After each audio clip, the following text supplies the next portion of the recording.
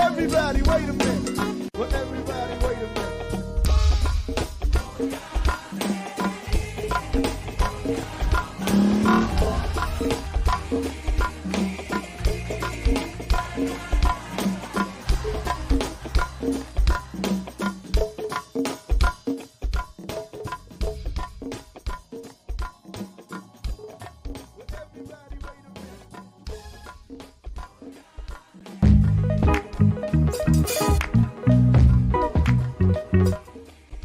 Show these suckers how to ball out here. Oh man, let me get this together here. Oh, layup. Oh no. Shot. Oh, three. Oh, it's like Brick City out here. Mid-range. Oh my goodness, I can't buy a bucket out here. I missed the whole damn basket. Oh my goodness, what's going on, man? My game is looking trash. Oh, here we go. Black Power Media shirt. Now we cooking. Tree. I'm taking all three of y'all with these right here. Between the legs. Oh my goodness, behind the back. Layup. Oh, and did he just do a reverse? He is in beast mode out here. I ain't gotta look, it's falling. Oh my goodness, this guy is going 3, 2, 1. Kobe. Nice. Black Power Media, baby.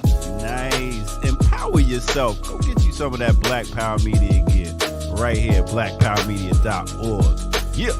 I mix what I like, what I like, what I like, what I like, what I like.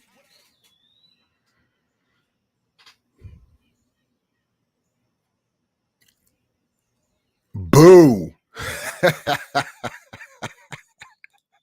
What's up, everybody? Welcome to another edition of I Mix What I Like right here, Black Power Media. Again, I'm Jared Ball. Very happy to be your host, joined by my main man, Geechee. Y'all, what's up, sir? Good morning to you. Greetings, grand rising, and all those good things. How you feeling this morning? And you're muted, by the way. Oh, he may not hear me at all. Uh-oh. Do you hear me? Yeah, I don't think you hear me at all. Anyway, yeah, I hear you, but you don't hear me.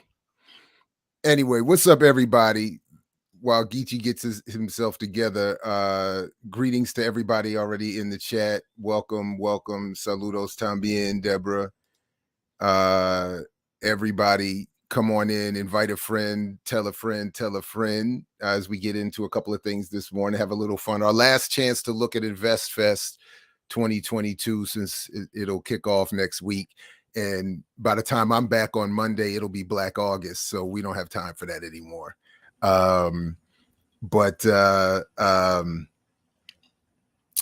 Yeah, peace, James. What's going on? So definitely invite people to come on in, share this in all of your socials. Like, subscribe if you can, join the channel if you are not already a member and are so inclined. You were more than welcome to do so.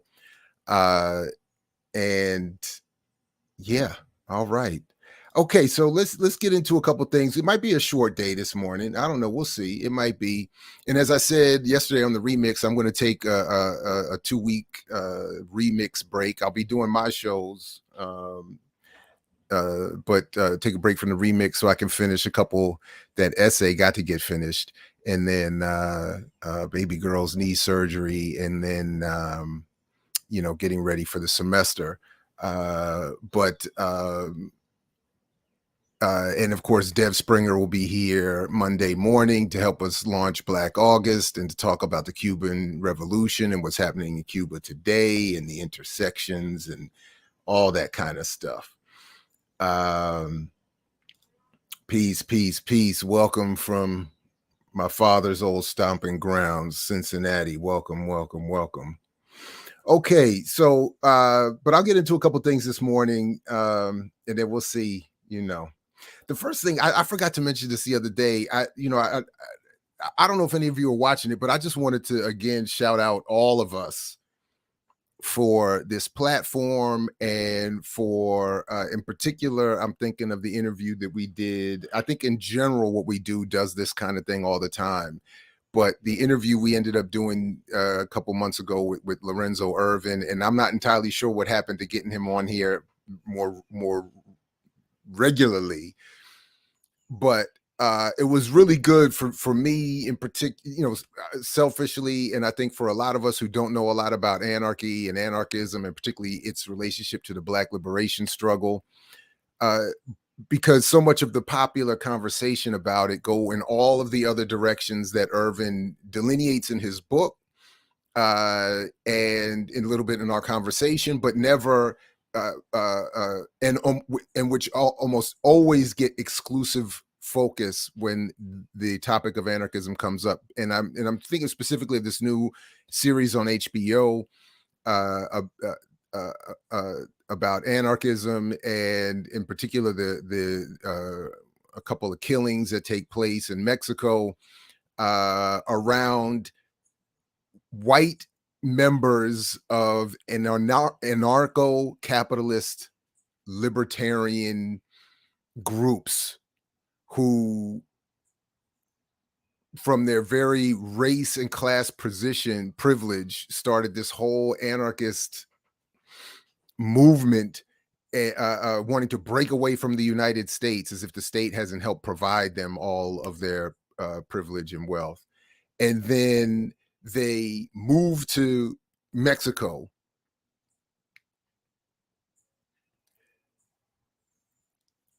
And what they purport to be this movement of libertarian capitalist freedom becomes taken over by cryptocurrency, at least where we are in the documentary now, gets taken over by cryptocurrency companies. And then there's apparently some beef, and then somebody get killed. And my point is, again, of course, the version of anarchism that gets promoted and more popularly discussed, of course, because it's attached in part of, I get the sensationalism of the murder, but is the version that is promoting a very, again, anarcho-capitalism. And again, I'm glad Ervin breaks down those differences, the various forms of anarchy that can take place. And then, but anyway, and then of course, that becomes the petri dish for the development and evolution, or the attachment onto by another very libertarian capitalist project, rebranded as some sort of liberty and liberationist effort, cryptocurrency. And then of course there's beef and they kill each other. Anyway. Oh, what's up, Diallo? I didn't see you joining. Hey, what's up? Good morning, my man. Good morning, bro. Back on the program. Welcome back. Thank you. Thank you. How you feeling? How's the family? I don't know, man. I'm trying to figure out how I could sue my wife for practicing medicine without a license. I'm sick of all these damn herbs and ginger and all that tincture mess. I can't find a lawyer to take the case here in Chicago. Oh wow. Okay. All right. What you want some more? You want some traditional Western medicine in your life? Yes, I want the FDA to come regulate these herbs, this vitamin D3 stuff. What the hell is that? Yes. Synthetics. Listen, it's like all the debates around the vaccines and everything else. I tell everybody, look, I've given up. I can't keep up with all the research. I have to rely on somebody's expertise, but right. You know, everybody's an expert now. Everybody's right. A doctor. Everybody's got the, you know, one YouTube video that you haven't seen that's going to save your life. I just went back and forth with this dude that said that medicine was a cult and doctors were no different than priests. So I asked him, you know, if your loved one gets sick, so you just drive to the mosque or tabernacle instead of the hospital. And then, of course, I got accused of believing in, you know, I don't know. That's what happens. No, that's the, yeah, go ahead. I mean, that's what happens when capitalism so saturates a society where fact and reality itself becomes a commodity that can be, you know, catered to and purchased and consumed according to someone's whims and feelings. That's all that is. So. I think that's a damn near perfect summary. What's up, Geechee? Can you hear us now? Welcome back. Are you here and we can hear? Okay, right on. I'm back. Steve Harvey didn't want me to be great today. Yeah, buddy. So look, yeah, go ahead. I gotta start with this quote, man. Steve Harvey. Yeah, go ahead. Every bad day you had, you survived it. So you have 100% track record. So I'm surviving all my bad days. You survive all your bad days. We're going to be liberated now because we survive our bad days. According to our philosophers, Steve Harvey. Okay. And so, financial expert. You're going to be here in one of them damn Cap Calloway suits. Okay. I mean, I'm telling you, that's... And if you continue on, and if anybody... Yeah, go ahead. No, he's sitting there thinking like a man, feel like a woman. What is that? Think like a man, and then think like a man too. What? And act like a man, act like a lady, think like a man, something like that. I don't know.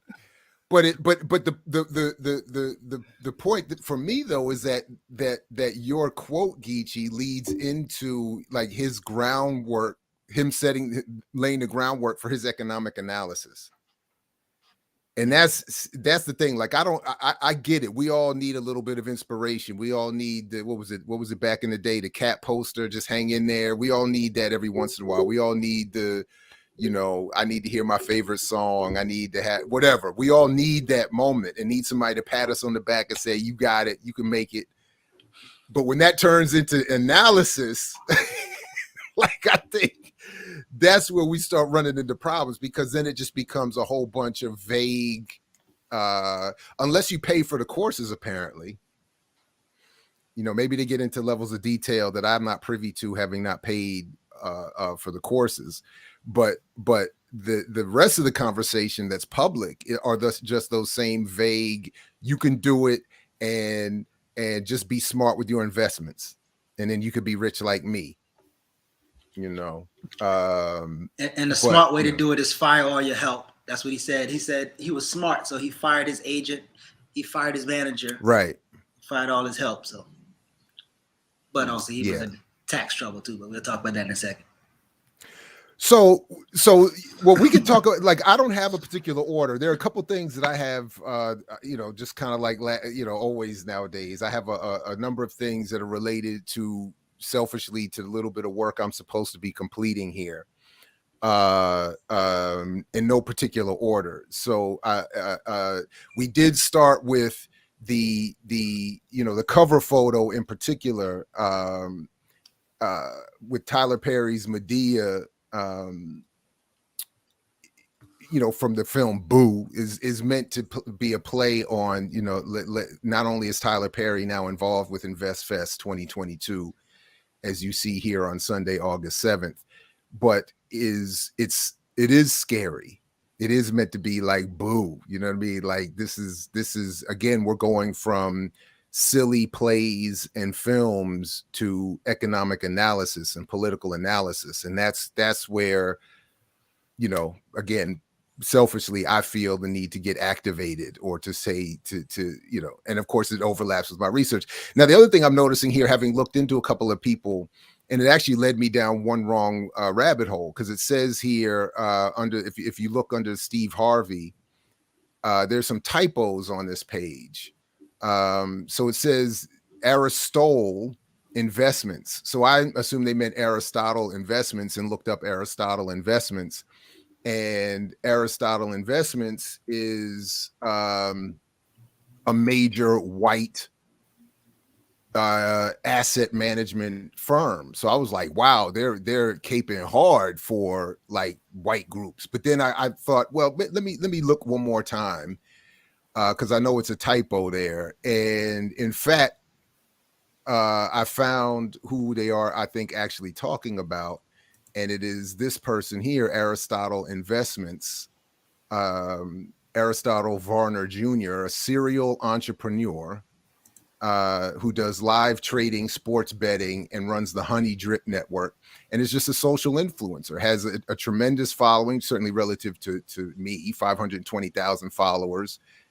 And then I'll stop here, and we can go where you guys want to. But the point for me was, it got monotonous looking into all of these folks, because they're all doing and saying one or basically the same thing.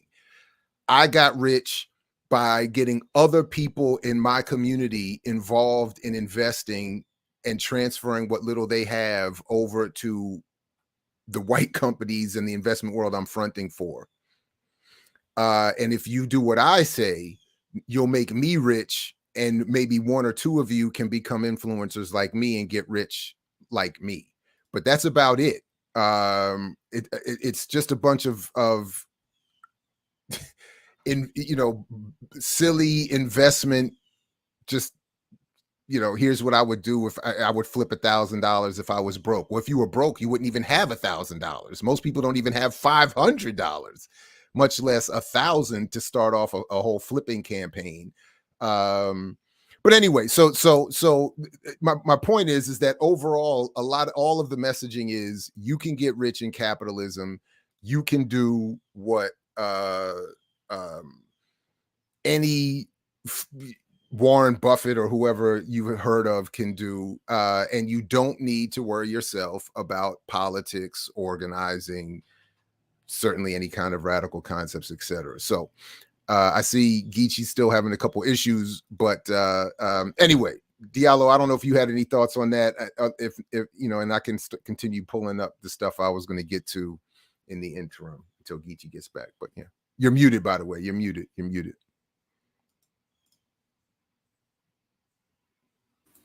Geechee's back. All right. I've been accused since the early 90s of wanting Black people to remain poor and, you know, hating on Black people who don't have poverty mentality. I knew, because I started my activism working for like the Kellogg Foundation, Ford Foundation, Boys and Girls Club, the Block Brothers, and the Fan Club, these liberal charities, and with where wealthy people would give, and I remember wealthy white men coming into Black community centers with foosball tables and stuff and unveiling them to the poor youth. And I found out very early on what investment is. Investment literally means you're putting as little into something as possible to extract as much as you can. Investment is potentially, but most of the time it fails, but investment is potentially a chance to increase one's personal wealth. But on a community scale, investment literally means you're trying to extract as much as you can from a community while putting as little in. The best investors put in the least and get out the most.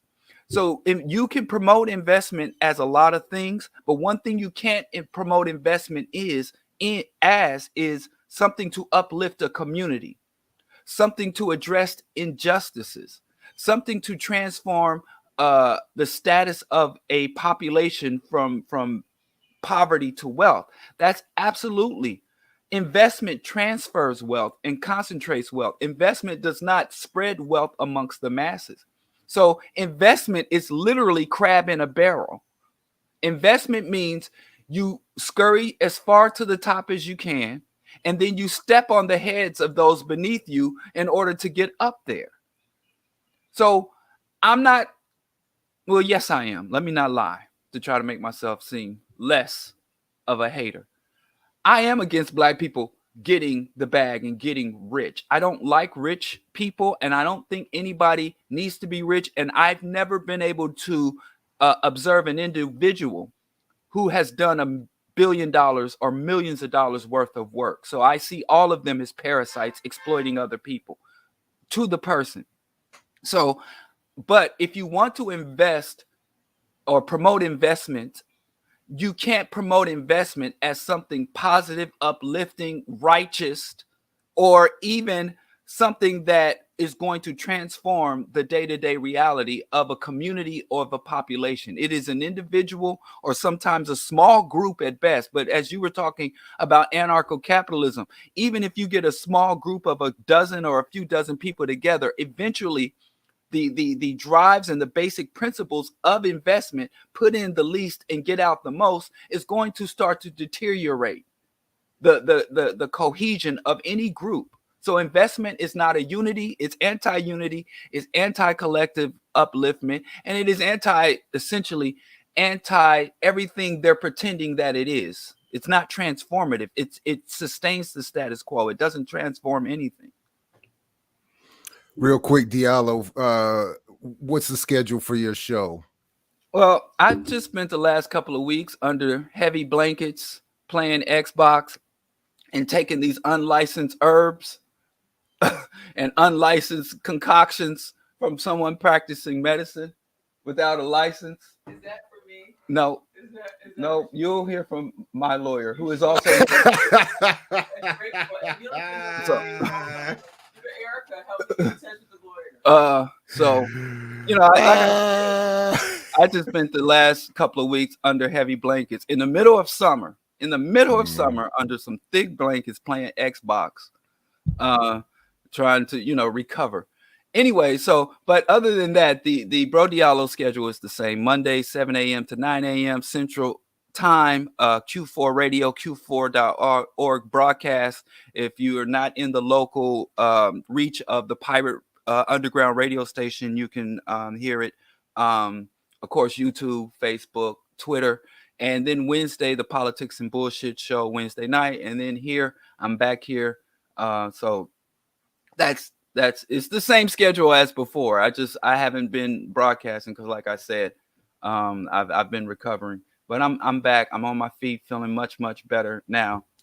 No thanks to the herbs and tinctures and concoctions, witchcraft, but through, the blessings and the light shining down on me through prayers. Thank y'all for everybody who prayed.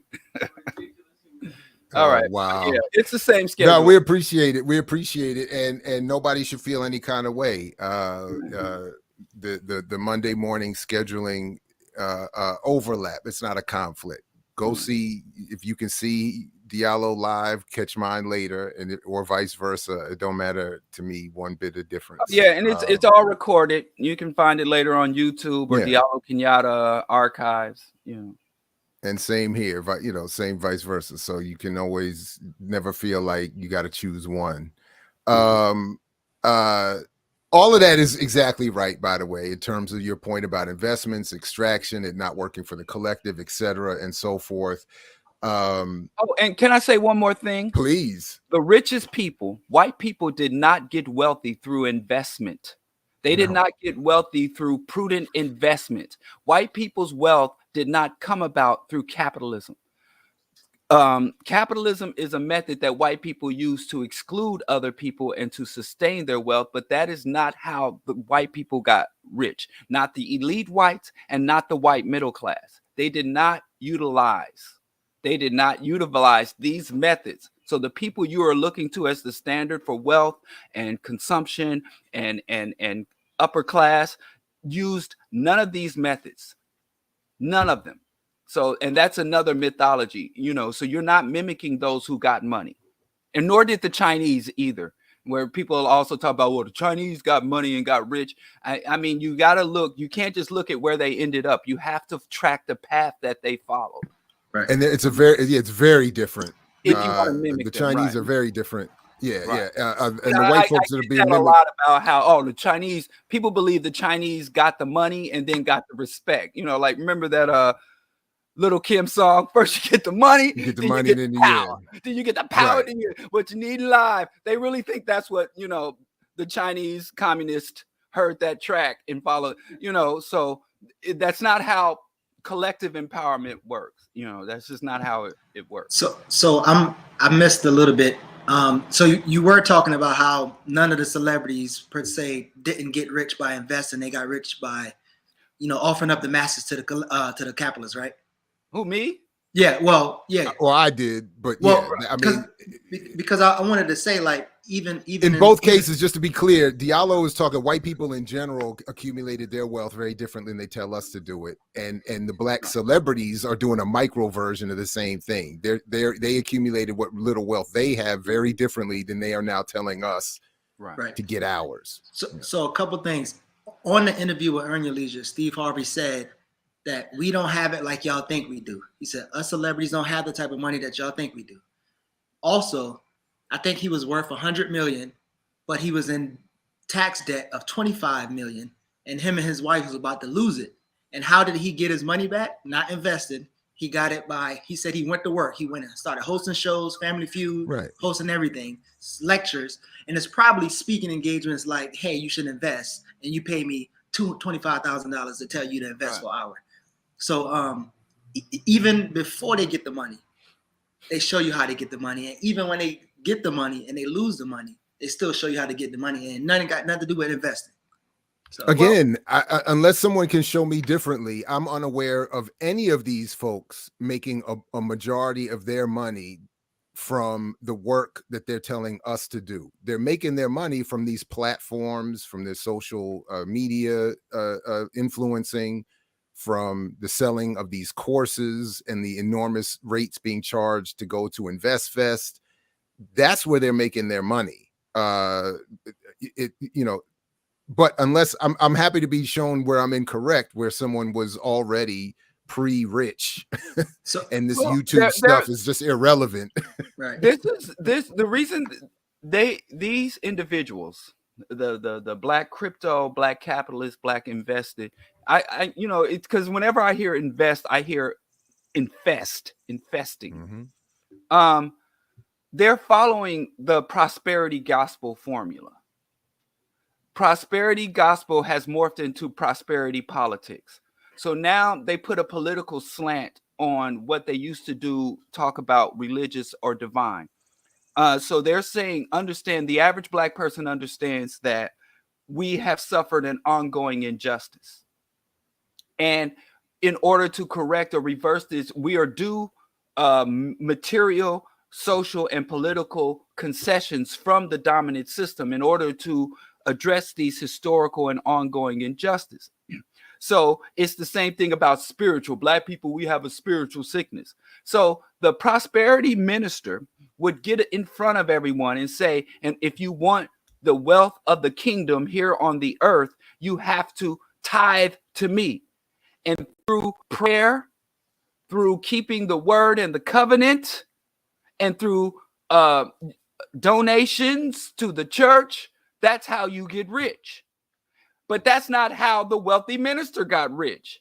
He would tell you to do the opposite. He was receiving as you were giving. So it's just like the prosperity politics and the prosperity movement, get their money. They almost essentially tell you to do almost the opposite of what they tell you. And again, investing was always a means of sustaining riches, not generating riches, you know.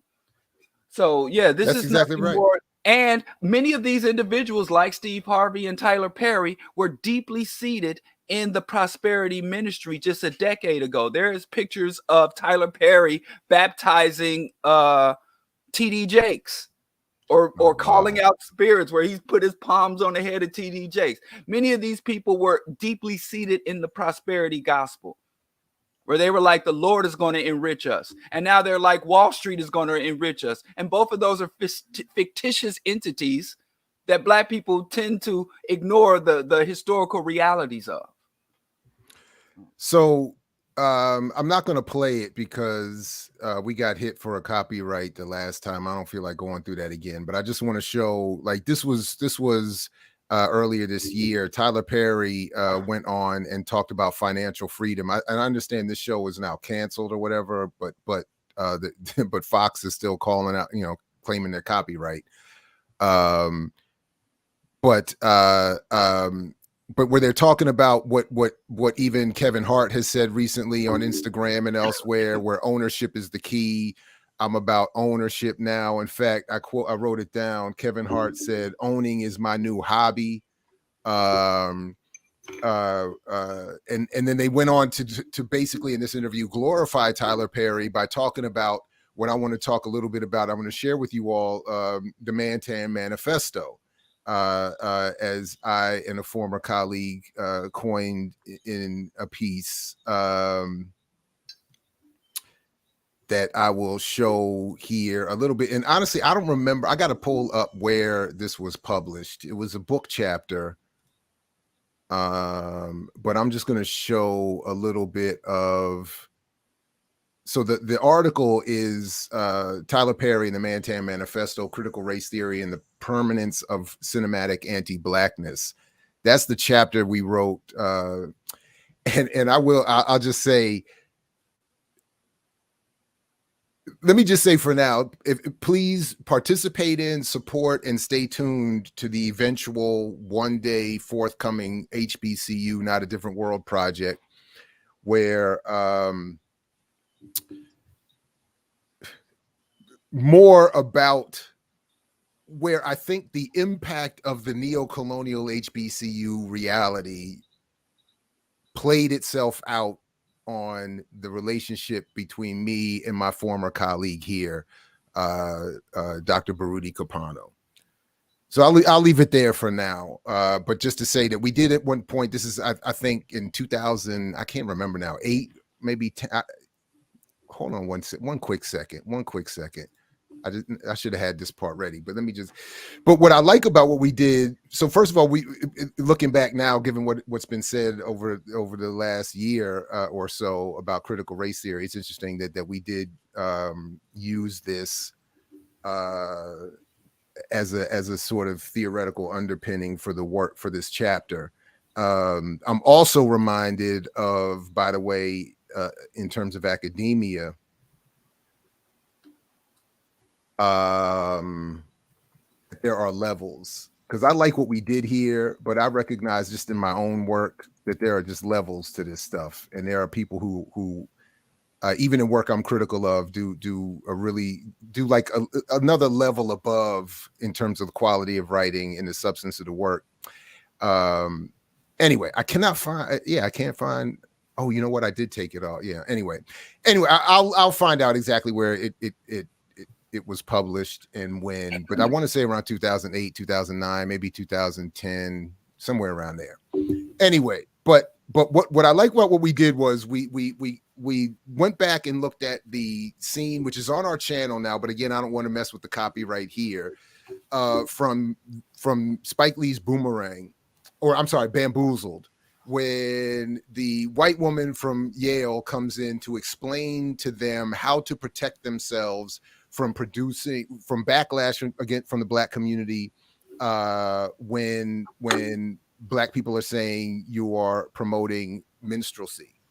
And I've just added in red here some notes. I actually just did that this morning, added some notes that I think will update it for our conversation this morning.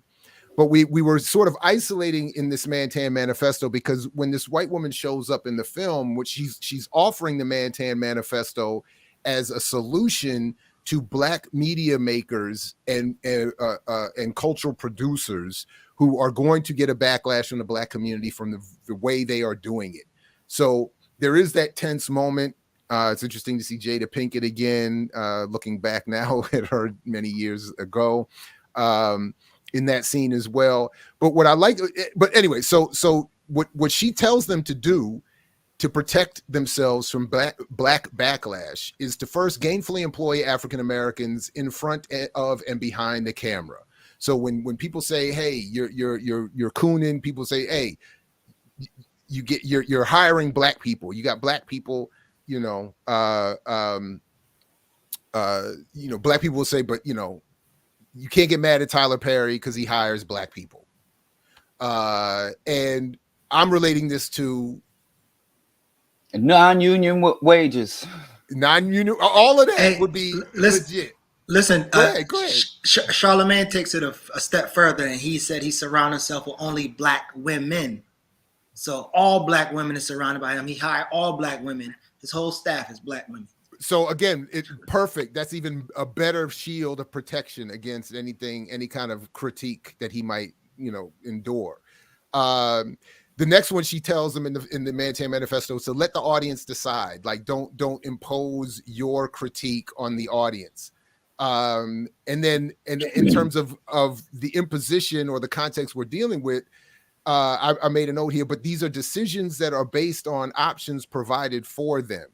So there is, I don't think, any such thing as free will, and there are, the decisions and the choices people make are based on choices they think are available to them.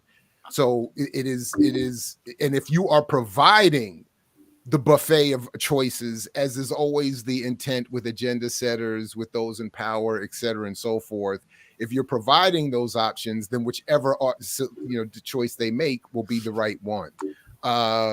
So in other words, the updated Mantan Manifesto for our purposes in this kind of conversation, or and certainly the work I'm trying to do now, is to say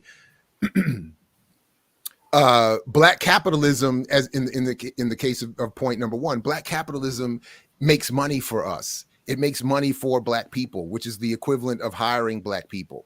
Let the audience decide. They're making their own decisions, but they're making decisions that capitalism influences in terms of what they think are their possibilities. Then the next one, she says, who are these would-be cultural police?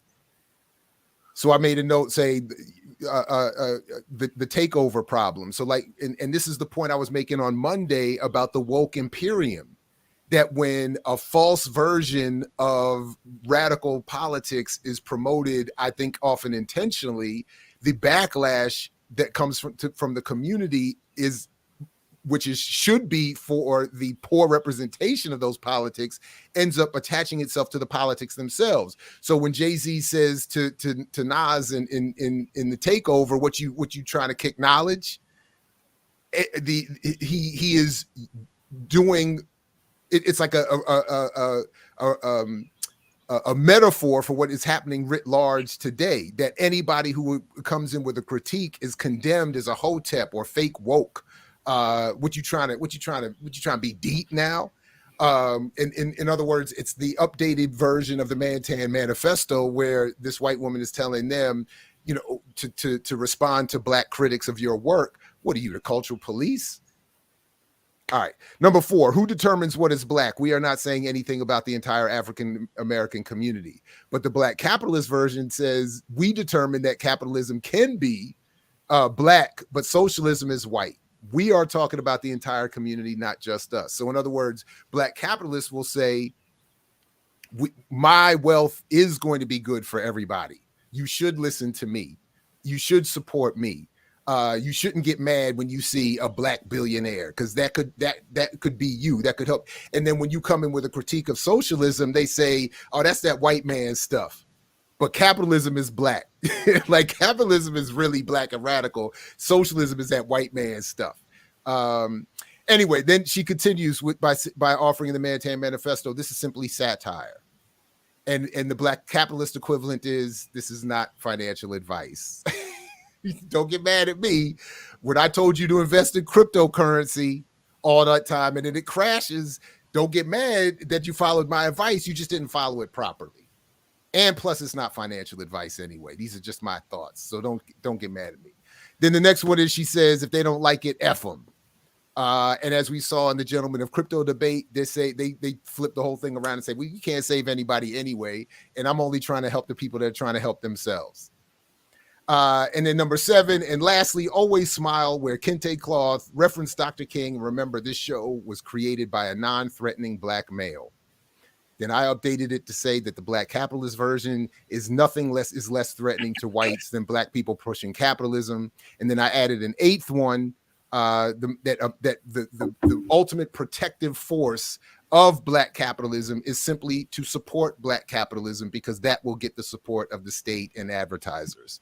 So let me pause there. Go ahead. Yeah, go ahead. So let me ask something. So Steve Harvey grossly quoted Albert Einstein, and it made me think of Paul Robeson, because they was friends for like 20 years. And it also made me think of this concept of people really, really want these celebrities to be radical, or to be a Paul Robeson, to commit class suicide, or I don't even know if they want them to commit class suicide, because they're doing capitalism. But how do you both of y'all kind of like deal with this concept of like, there was probably one, like Paul Robeson is a one-on-one, like, and then you have Aretha Franklin maybe bankroll some radical stuff, but how do you even begin to like help people understand that the majority of celebrities won't do that? Like none of the celebrities here are even close to even doing that. So I'm curious to, obviously I know we have like the Bitcoin brothers, and they really believe they're doing revolutionary work. So I guess it's, that on mental side, but like people really believe these celebrities have their best interests, even though they can tell you over and over in interviews, they don't give a damn about you. They will fire, Steve Harvey said he fired a dude that produced an 85 South show. And he was like, we had to let him go and some things happened, but I stayed in contact with him. But one door closes, another door gonna open up. So it's kind of like he's showing them over and over that he's gonna fire them or he's gonna try to make money. Another thing he said, I don't see how the 85 South show, the 3 comedians, how they split their check. I want all the money. He said, I couldn't work like that. I want all the money. So it's like, there's no way that we could even believe that some of these celebrities have the capacity to be a Paul Robeson or any other radical person. Now again, I know activists, scholars. I know y'all have some friends, celebrities who kind of woke, but I'm just saying. You know, I hobnob, man. I rub elbows. You know, I get out here about that life. But you know, this made me think about when Nipsey Hussle was assassinated. They calling it now. When Nipsey Hussle was he was assassinated because of the work he was doing on the Sabi documentary. I don't know if y'all hip to that. I don't know if you're ready to get that deep on the mix show. I don't know if you really ready to go to those. Unfortunately, I have been down that rabbit hole. So yeah. Unfortunately. Okay. When Nipsey Hussle was murdered, everybody was like, "Why aren't you speaking about Nipsey?" And I said, "I'm not speaking about Nipsey because I don't know. All I knew about Nipsey prior to his murder was fuck Donald Trump. You know what I'm saying? Fuck Donald Trump. I liked that song, but." So people kept asking me, yo, Nipsey, what about Nipsey? You see what they did to Nipsey? And Nipsey was trying to do something. Nipsey was trying to do. So I looked into the marathon and all of that. And I saw people saying he's like Malcolm X. He's the new Malcolm X. And like you were saying, not Paul Robeson. I don't think these people even know who Paul Robeson was, but everyone was comparing him to Malcolm X and Garvey. They even said he's like Garvey. He was building our own black business. So I kind of looked into it and I said, if you needed a historical figure to compare him to, he's a little closer to, I have to struggle because if we need a historical figure, I said he was more of a Booker T. Washington. You know, Booker T. Washington's failed ideology, failed method, failed value system, it has been resurrected. That's what we're in neo-Bookerism or neo-Bookerism. Let me just call it that, because that's the whole thing. Cast down your pale. And Booker T was like, we can have wealth and prosperity under Jim Crow. And if you look at certain people like Lil Wayne, he said he didn't like dark-skinned girls. And some of his fans pointed out saying, your daughter is a dark-skinned woman. And he's like, yes, but she's rich. She's rich and dark-skinned.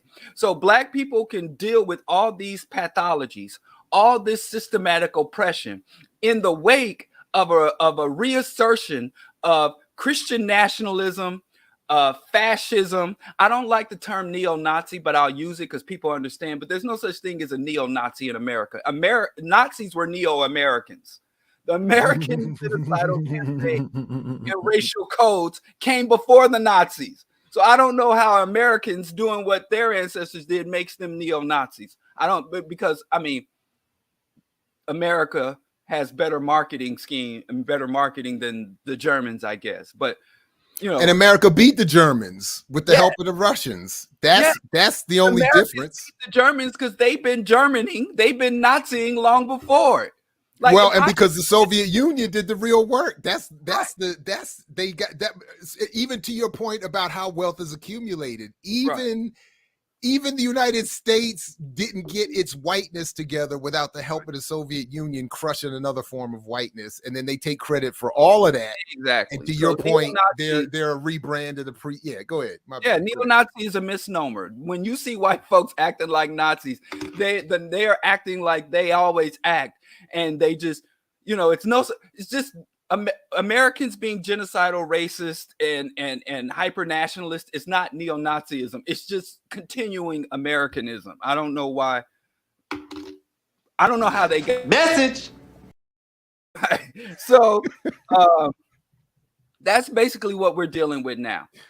Despite all of this ecological collapse in the environment, we will cast down our pale. We will secure material wealth that will translate into social standing and justice just magically. There's no real path to say once we get the money. You notice they talk about how to get the money, and then they don't talk about what we're gonna do once we have the money. Besides, maybe pretend to pay somebody's tuition from some poor struggling, like Jay-Z said, he give strippers money to pay their tuition, something like that. But that is Bookerism, neo-Bookerism.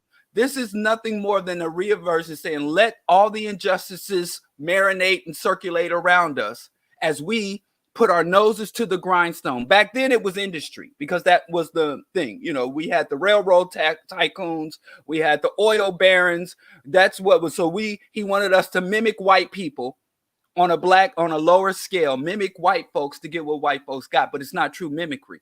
And now this is not an industrial society, it's a financialized economy, not an industrial economy. So now this is neo-Bookerism. And Bookerism failed then, it's going to fail now. And what people come at me was like, well, all that black stuff failed too, all that militant stuff you talking failed too. And it's granted, but there's two types of failures. There is failure because through subversion, and there is failure through non-viability. Non-viability means you succeeded, but the things you succeeded in what you set out to do, but the outcomes are not what they were supposed to be. Booker T. Washington had support from the DuPonts. He was not assassinated. He lived a long life. He had money, the financial support, institutional support, and he was paraded around the world as a model. He was not falsely accused of a crime and deported like Garvey. I mean, even Du Bois got beat up and body slammed when he went down south and had to leave the country. His passport snatched, all kinds of stuff. Like they were messing. When you see a movement that is subverted by the oppressor, you can pretty much understand that what they were trying to do was a threat to the status quo at the very least, and at best it was somewhat viable plan enough to be threatened. But when you see the system supporting something a black person is doing, you can pretty much rest on, as a rule of thumb, not always, but rule of thumb, you know, because Ghazi kind of blows that up, but as a rule of thumb, it's a non-viable scheme as opposed to a revolutionary plan or revolutionary movement. This invest shit is a non-viable scheme for the masses of black people. Oh yeah. By the way, it's an unviable scheme for the mass of white people too. By the way, that's the other part of this that I want to remind folks gets left out of this. Even white supremacy and capitalism and European imperialism has not helped a majority of even white folks relative to themselves. Relative to us, they're quite well, but it's to each other, it didn't help them either. But anyway, to the point you both raised earlier, I just want to again point out that I've been hating on Boyce Watkins for the longest time, and he did exactly what you said, Charlemagne. This is exactly why we pointed it out as part of the Mantan Manifesto, and that I think just needs to be updated as we look at sort of black capitalism broadly speaking. I think there's a lot of overlaps here, as I just attempted to lay out, but Boyce Watkins has been defending Tyler Perry on the same basis for a long time, where he said, quote, "I don't agree with Spike Lee, and I'm actually quite proud of Perry's achievements. On the one hand, we can argue that Perry's films are an exciting view into the life of a man who started with nothing and ended up with everything. He's hugged up with Oprah in every other picture, and he even built a studio in Atlanta that employs hundreds of African-American actors, writers, producers, and engineers. For that, he should be applauded." So anyway, I just wanted to point that out, that you know, Boyce Watkins and this whole crew of neo-Bookerists have been doing this for a long time.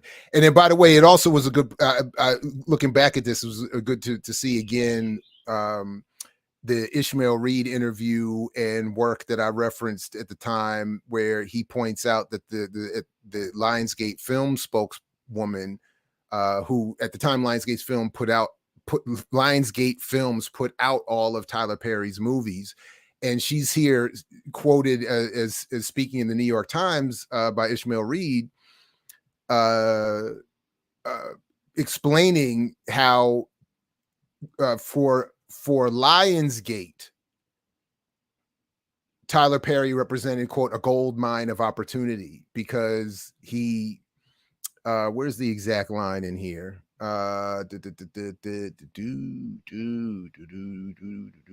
Right here it is. Lionsgate's film, a studio that since 2005 has held a top 10 market share, snatched Precious coming out of Sundance Film Festival and determined it suitable for their newly emerging niche market Black films for white audiences. A la MGM's Birth of a Nation, the modern day minstrelsy became a centerpiece for the company's ascendancy. So she acknowledged that there is a specific niche that they want to target, that is white folks who want to see Black films. So in other words, if you Black people want to make your movies, we have a budget for you because we do have a white audience that wants to see them. You just have to do them in a certain way. And we just need to see certain things. Certain themes need to pop up, like Black pathology, Hill Harper playing a police superhero before coming back to sell us Black cryptocurrency capitalist fantasies. All of those things need to be, you got to throw babies out of windows to show, like you got to have the incense. You got to do it. You're muted, Diallo. Go ahead. You're muted though. Go ahead. Also, inspiration, The Blind Side, White I was just thinking specifically of Tyler Perry's films. Oh, okay. But yeah. But you're right. Yeah. Have diverse taste. Absolutely. When they cannibalizing us, they want various spices and herbs. Absolutely. So no, I was just talking about specifically what Lionsgate was on the record as saying was what they, again. But to your point, whether she was just speaking for Lionsgate, but there's obviously an industry-wide niche that she's talking about. And they know, in fact, they only produce, and I think this is something that a lot of Black audiences have been tricked into not catching. The shows, the films that are targeted and promoted as Black are actually targeting white audiences. They're not targeting Black audiences. They may appear to be doing that because everybody in there is Black, but they're looking. These are meant for white audiences who want to see a version of Blackness that will make them feel good. Yeah, go ahead. There's a magical term, a magical state of being for Negroes that has been around since the Emancipation Proclamation. It is called the crossover. Mm-hmm. So that's not a relatively new phenomenon. Blues, you talk about that often. Jazz, rock and roll, hip hop, and cinema is crossover, because even though they are making movies for white audience, where did they get their start? I mean, I first saw Tyler Perry in bootleg VHS tapes at my older sister's house. She had bootleg VHS tapes of his plays. That's right. And I'm like, this is so, and I was into the theater back then. And I'm like, this is so poorly done. I mean, it's hysterical, not because of the dialogue and the state. It's hysterical because of the quality that someone would do this and put it out. That's what's funny about it to me. So anyway, and then that's what it's the crossover. That's what Lionsgate was looking for. Exactly. When they sent out their A&R reps to Black media producers. That's what they came back with. They didn't come back with they didn't go to Diallo's play. They came back from that was like, fuck that.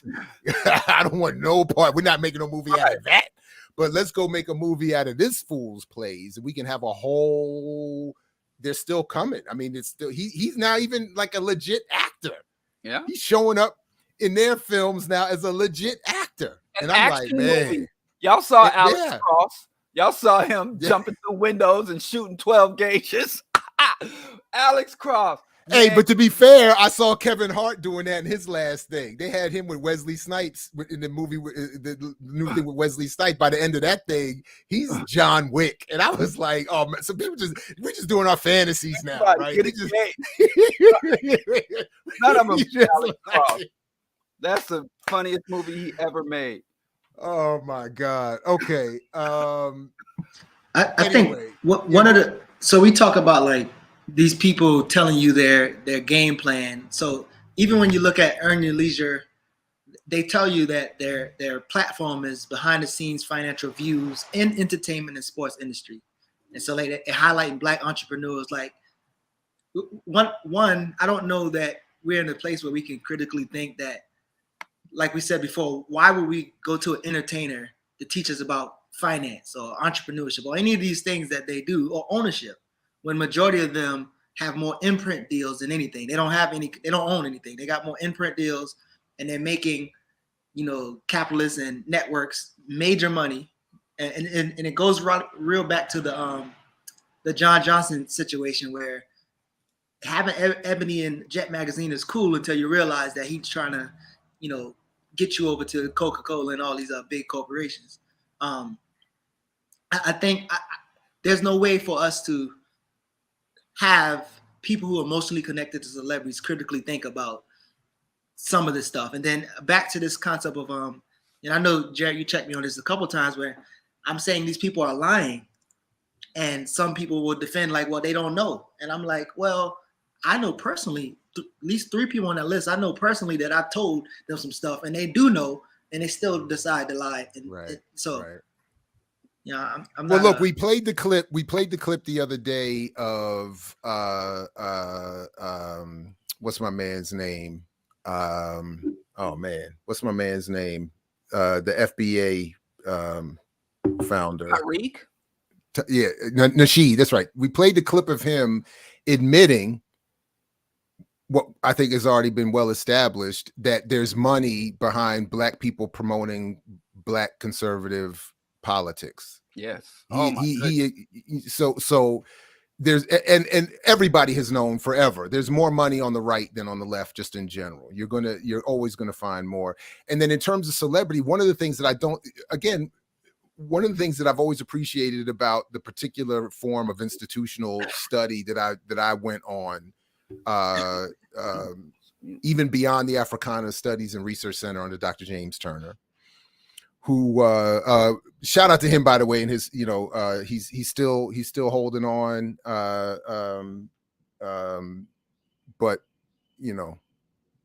word is, he's holding on, but word is he's in one of them, he's in that stage.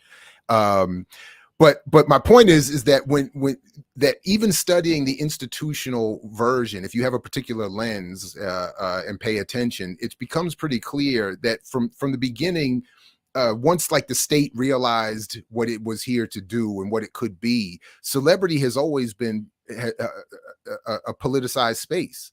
And that's why I keep saying you can't be rich, famous, and radically political all at the same time. And I think that, and I'm not aware of any exception to that rule at any point in history.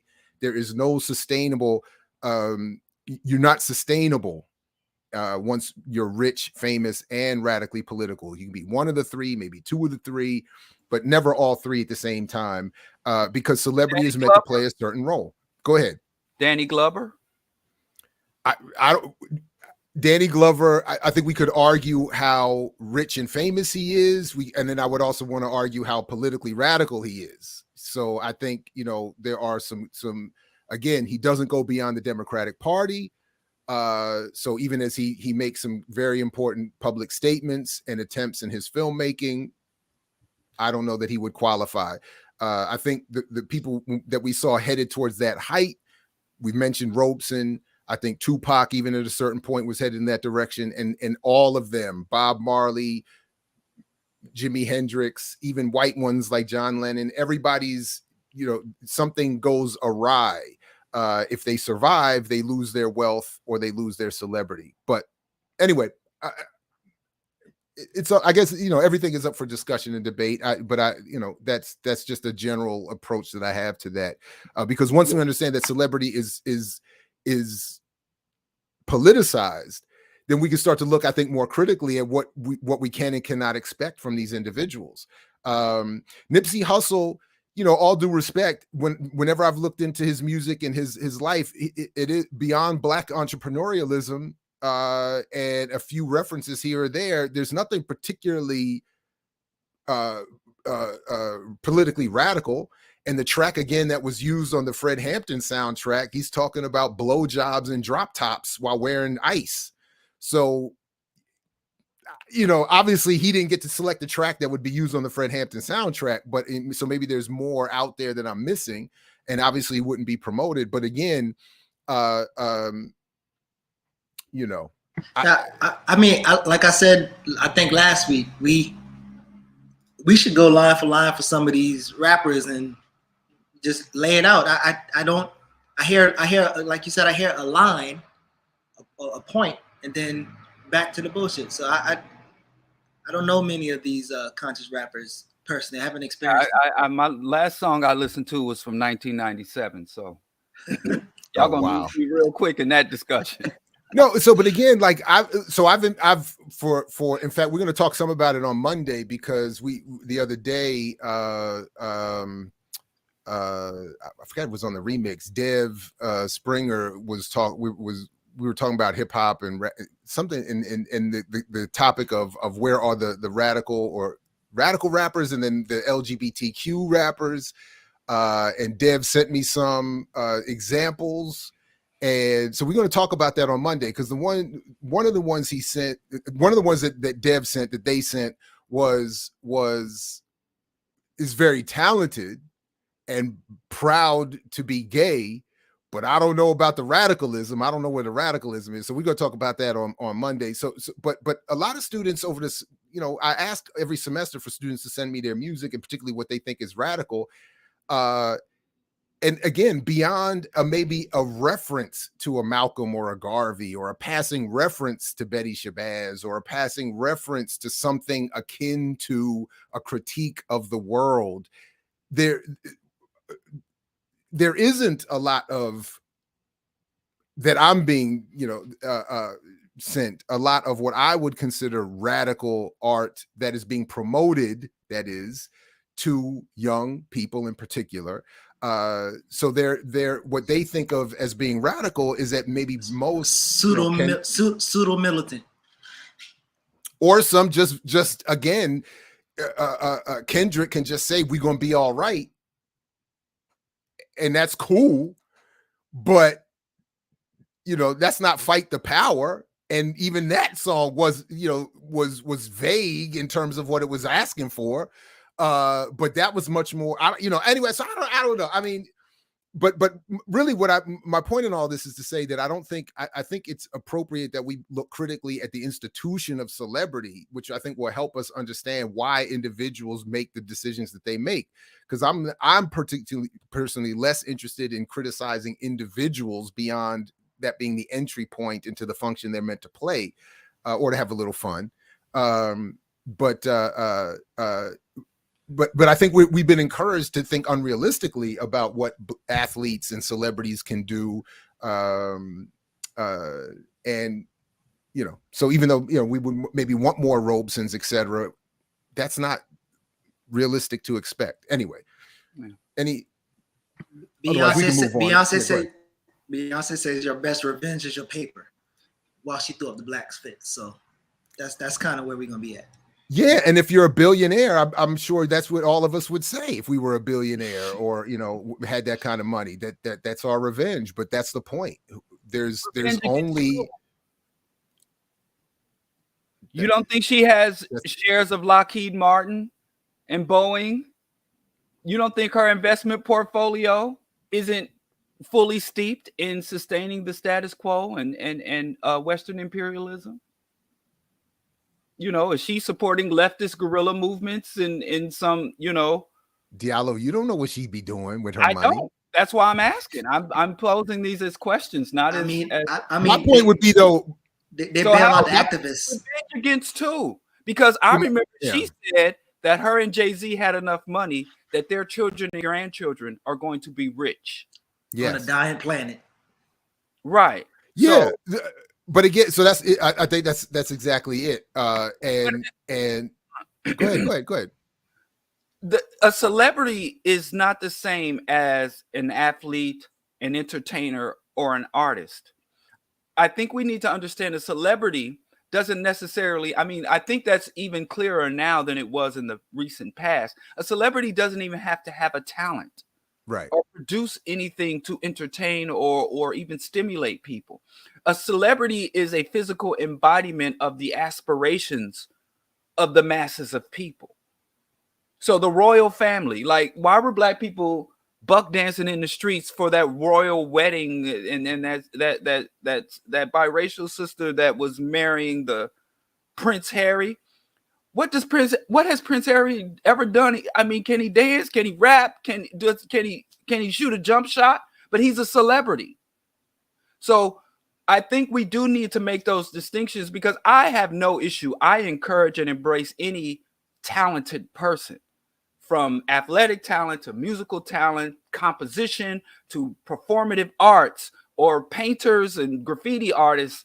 I encourage every artist, athlete, creative person to utilize their skill, their time, their talent, their resources to enhance the Black liberation struggle, or at the very least make a positive contribution to the just aspirations of African people. And because a lot of times when you say celebrity, a lot of people who aren't celebrities, they're just creative or types, get pulled into that. The vast majority of Black creatives or athletes are not at the Met Gala in these goofy ass costumes. You know, they are not celebrities. Just even there are some famous people who are not celebrities, who do not conduct themselves as celebrities, but they have notoriety and fame because of what they can do, and we're impressed by their talents. So I don't want to alienate them. And I would encourage every Black creative person to shun celebrity, because that you are literally a marketing tool for the status quo. So I think that yeah, and I just and just the book, and to that is my encouragement that the majority of the rest of us look at celebrity very differently, not as solutions, but just as we could, if you want to appreciate their talent or their art or their lack thereof, to your point, Diallo, that's fine. But to not expect that they can move with any more power and freedom than the rest of us, because they don't have any. And that's why my point about the triumvirate of being in impossibility, that you can't be rich, famous, and radical at the same time. But as we sort of move into the second hour, let me do, if we can, let me do a little mini break, and then I want to come back and share a couple of things that I've been looking into that I think are helping promote all of, or creating this ecosystem of ideas that we're all here struggling against in this moment. So just, I want to encourage everybody to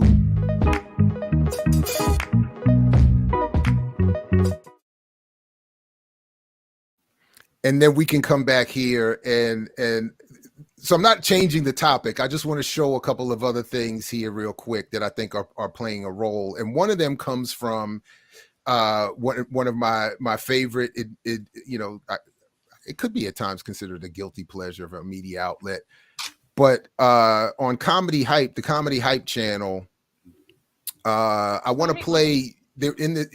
This is not about Chris Rock and Kevin Hart per se, but in the conversation they had recently about the two of them, the conversation came up about why don't celebrities like Chris Rock. Okay, so here's the situation. The context was Dave Chappelle had a sold out show booked, I think somewhere in Atlanta area. The LGBTQ community, particularly I think the trans community, rose up and got upset. The venue shut down the event despite it being sold out, and Chappelle moved to another venue and went on to the show and did a show. So the question was, the discussion started, what did people think about that? And then of course it came up, why don't Kevin Hart and Chris Rock and all these other and whoever else would be at that level buy venues for Black comedy or comedians in general to do what they want to do without the interference of any other group or community, without anybody saying comedians can't do what they want to do, because of course comedians should be free to do whatever they want to do. Now, in the context of that conversation, I just want to play a little bit of the direction that the host, Symphony Thompson, who I think is in general wonderful, where she mistakenly leads them, and I just want to bring that up, play that real quick. So let me ask this, and Pierre, I'll bring this question to you. Do you think mainstream success still matters, being that the Black community has over $1 trillion in buying power? It depends on how you want to put it. You say matters. So that was it. That was it. That's all I wanted to play. And they went on, and she brings it back up because they go into it back and forth. They go back and forth. And now, shout out to Pierre from this area here, the DC, Maryland area. And I like to jokingly say that I want to be to Black radical politics what he is to Black comedy, the mixed kid that they let in the room. and all of those jokes. But they go into this whole thing where she's saying, why does this, why, we aren't using our power. We have this $1 trillion in buying power. She brings it back like 3 or 4 times. And so why can't we just do without having to worry about these venues? And my only point in that is that in bringing it up here is that this is, from my own myopic view in all of this, everywhere I turn, these mythologies permeate. There's no reference to a stat or to a report. There's no investigation into the claim. There's nothing. There's just this assumption that Black people are foolishly misusing the power and wealth that we have. And that's why, in this case, Dave Chappelle is vulnerable to a venue, and broadly speaking, Black people are vulnerable. Anyway, so to the points we're all making, I think that that's an example of why it's so hard for our arguments to be heard, because that version of an economic analysis is just everywhere and taken for granted. Anyway, any thoughts on that? Otherwise, I could keep it going. I just wanted to share that little bit there. Well, I mean, you got to write the follow-up book, The Myth of Gay Buying Power. Is it because all the gay people are have so much influence? Is because of their, prudent investing and the ability to deny themselves the short-term gratification of Gucci belts and Jordan sneakers. I mean, but I'm not a Chappelle fan. I mean, I think Chappelle is a shitty dude at this juncture, and what really frustrates me is a lot, because Dave Chappelle said he didn't want to be Malcolm X or Dr. King because they died broke. He essentially said, the interest of my larger community do not stay on par with my personal wealth. And he will shun our collective empowerment for his personal wealth. He said that. And every time I find some right-wing scumbag, some right-wing fascist, they always have a connection to Dave Chappelle somehow. Dave Chappelle has an affinity for far right-wing white boys. And I don't know why. But Joe Rogan is probably the most famous dude he plays patty cake with. He is essential to, from all the way back from the Chappelle Show days up to now. Joe Rogan, who has promoted far right-wing ideology, the MAGA movement, neo-fascist, Joe Rogan. And also, I'm sure you all saw the compilation of him saying the hard ER nigger word hundreds of times. And prior to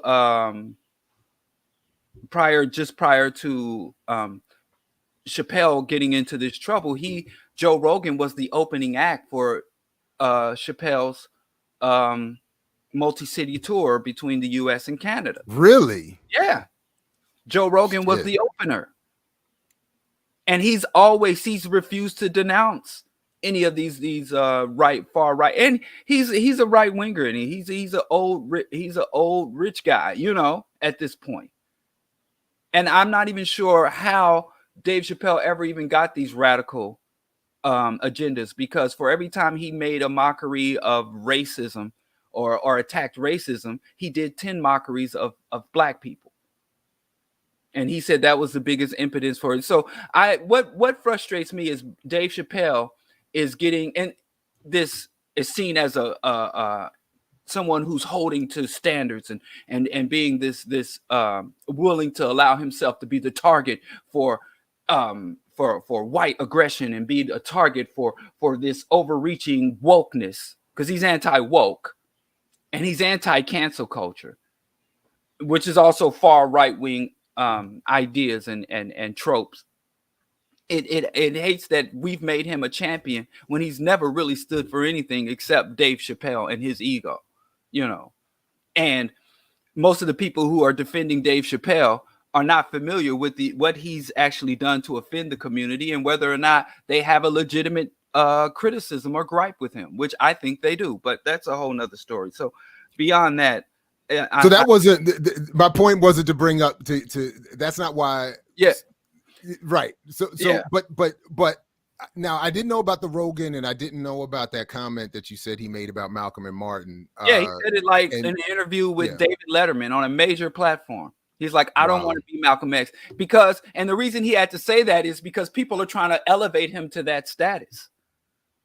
So for me, but I'll acknowledge a contradiction here. So for me, I've, you know, again, using my own base analysis, I've always felt that Dave Chappelle is not a political radical. He's not a revolutionary, but he has made certain symbolic allusions to those politics that I admit to appreciating. The Dead Prez intro to his show, the red, black, and green logo, that kind of thing. I admit that.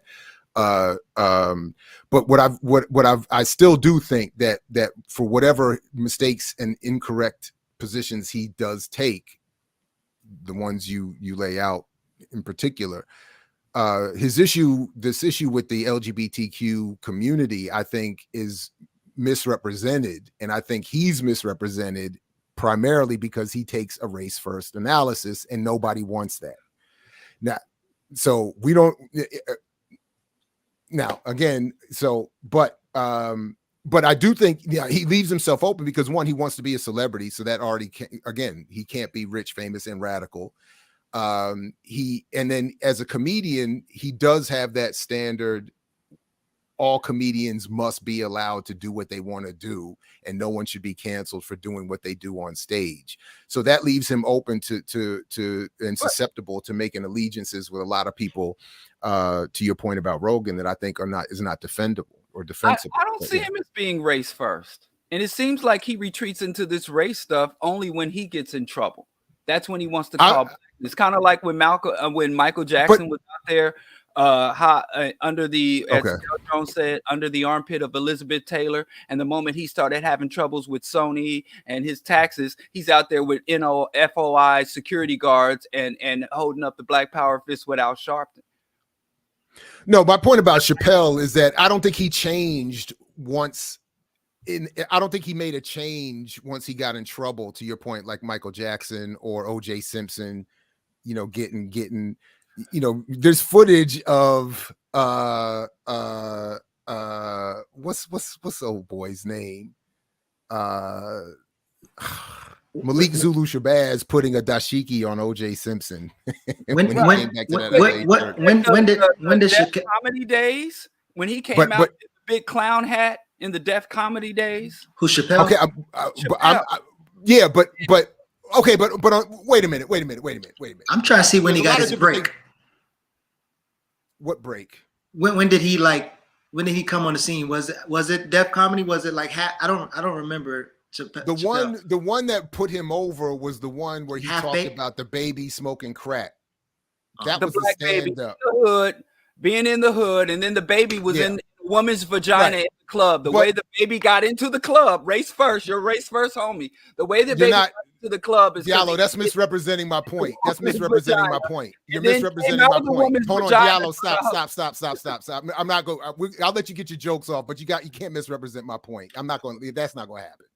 So I'm not saying he has always been race first, and he has always been, and I've already said he is not a political radical or revolutionary. What I've said is he's made allusions to that, and in his discussion around the LGBTQ issue, he did, and the issue around feminism, broadly speaking, white feminism, he did take a race first approach, and basically was saying Black people still have not gotten over, and yet are having their struggles replaced, denigrated, diminished, etc., by these other efforts. Now, I'm not saying we have to agree with that or not, but I'm saying that a lot of the condemnation that he has gotten is because people don't want a race first analysis. They don't want Black people being considered first, and they're using, quite in the opposite of what I'm seeing people say about my argument in the comments, people are using the coverage of feminism and LGBTQ struggles to denigrate a race first, a Black race first analysis. So have you seen Brother Man? What's that? It's what's his name? I can't think of his name. It's this guy out of Kansas City. Another pro-Black right-winger, like Chappelle. He has right-wing political or center-right political leanings, but he claims to be pro-Black. What's his name? He played Soul Man or Brother Man in the movie. I don't know, but real quick, I think, you know, as Steve Harvey alluded to, that they buy jokes a lot. They have writers, and so it's a good chance that Chappelle has maybe. I mean, he had a white writing partner. Yeah, I mean, I don't. He stabbed him in the back. So, but Undercover Brother. You see that movie Undercover Brother? Yeah, and I love that movie, right? Actually. And Eddie Griffin, played a black militant. Yeah, he brought that character out of the movie. I'm not character very successfully. Has played that character very successfully. Oh man! When you look at his relations and his political leanings, I mean, he realized he walks this tightrope when he went on Saturday Night Live and said, "Let's give Trump a chance. Let's give Trump a chance." And then he did say he regretted that. Yes. So, but my point, it's not because of Trump's politics, because Trump's, as he said, Trump made me millions of dollars. He said the Republican Party is taking care of people like me. Yes. And so because he's not race first, he's class first. I didn't say you're not okay. Let me say this again. Diallo, stop it, man. Stop acting like I haven't said no. Stop acting like I haven't said what I've said. I can't let that go. I said on this issue in particular, I did not say he was always race first. I did not say he's a radical. I did not say he's a revolutionary. I said something very specific that you keep extrapolating and changing in your responses and your jokes. So I just want to be clear. I'm not a comedian. You're making. I didn't say you were a comedian. I said you're making jokes. I didn't say the shit was funny either. I said you're making jokes. So let me mediate right quick. So I heard something about people don't want a race first analysis. But yes, again, one thing. Could he been bringing in a race analysis from somebody he got it from? I wouldn't call him race first either. Like I wouldn't use the word race first when it comes to Dave Chappelle. I would say his position on LGBTQ issues. He's not race first. I would say he's. That's how I heard the argument on those routines. That's exactly how I heard the arguments. And when I watched those routines on multiple occasions, that's what I heard. Let me go back and watch them. But again, he is not a radical. He's not a revolutionary. He's a celebrity, which puts certain prescriptions on how we should interpret everything about him. A radical and revolutionary aesthetic, as you said. He uses a radical and revolutionary aesthetic. He has radical and revolutionary street cred, and he is viewed as someone who is taking a principled stand. Which is why, Diallo, I keep saying that should be criticized. We shouldn't be doing that. That's my whole point. That's my whole point in saying you can't be rich, famous, and radically political. That's the simple way of saying. But people would say that he is all of those things and more. That's what I'm saying is wrong, and why we need to be critical of it. And that's why when we had our radio show and reached out, that we interviewed his mother. Okay. Yeah, and even she didn't go far enough. So anyway, so just to clear things, nobody on here believes that he's race first at all. Not overall. Obviously, he can't be in the sense that, I mean, you could obviously say with his Asian wife, you could make an argument that he's not. But my point is, and look, ain't no such thing. It is clear there's contradictions in his career. There's things about his career. He, even on my Comedy Hype channel, they talk about, even as these comics talk about how they have reverence for him, they acknowledge all the time his primary audience was white. What got him to where he is that white people, that's my own argument. It's white people that ultimately wanted to see him, which is what he struggled against and why he went away and why he's coming back now. You don't agree with that? You said he lied about that? So I don't know. Diallo, maybe you're saying he's lying about that. I don't know. He struggled against the crossover. He struggled against having a white audience. Look, I have no look. It happens. Oprah interview when he came back, and it was very questionable for me. I wish Oprah had asked him more penetrating questions because he claimed he was a victim. Where would you get that from Oprah? Of course, Oprah's not going to do that. Right, yeah, of course. I'm just saying I think, but of course, they're going to go through struggles with the crossover. I think the mythology surrounding Dave Chappelle, because this was 20 years ago, and he's still up there. I left the show.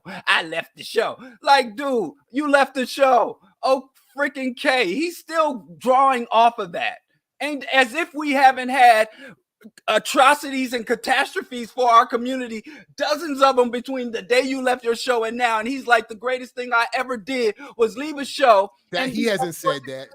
Now you adding stuff. Now you adding the stuff. mythology is literally Dave Chappelle stood up as a black man and he's still successful. So you can. But he did. No, I get the mythology, and again, I agree with that critique. I'm just telling you that, but my point is we don't have to appreciate them individually. I think we have to be able to appreciate analytically that, of course, Black people thrown into the mix of the culture industry are going to go through struggles. They're going to go through that. That's why so many of them lose their minds. Of course, they're going to do that. But that's another thing. When you say the word thrown into an industry, I talked with the brother who wrote Who Stole the Soul, Bernard Creamer. And in his book, he talks about, how these young men are forced into this industries, and how Black people have some agency. We are oppressed. We are under genocidal oppression. We are under generational oppression, but we still have some agency. So when we're talking about our people amongst ourselves, I'm all down for talking about what the white man done did wrong to Dave Chappelle. But that's not the topic right now. Dave Chappelle is not. But that's you're not Diallo. That's we disagree on this. You showed up to audition for. No, a lot of times they volunteer and even fight for these positions. Diallo, you're missing. There's so much wrong with what you said, and this is why I hate the word agency.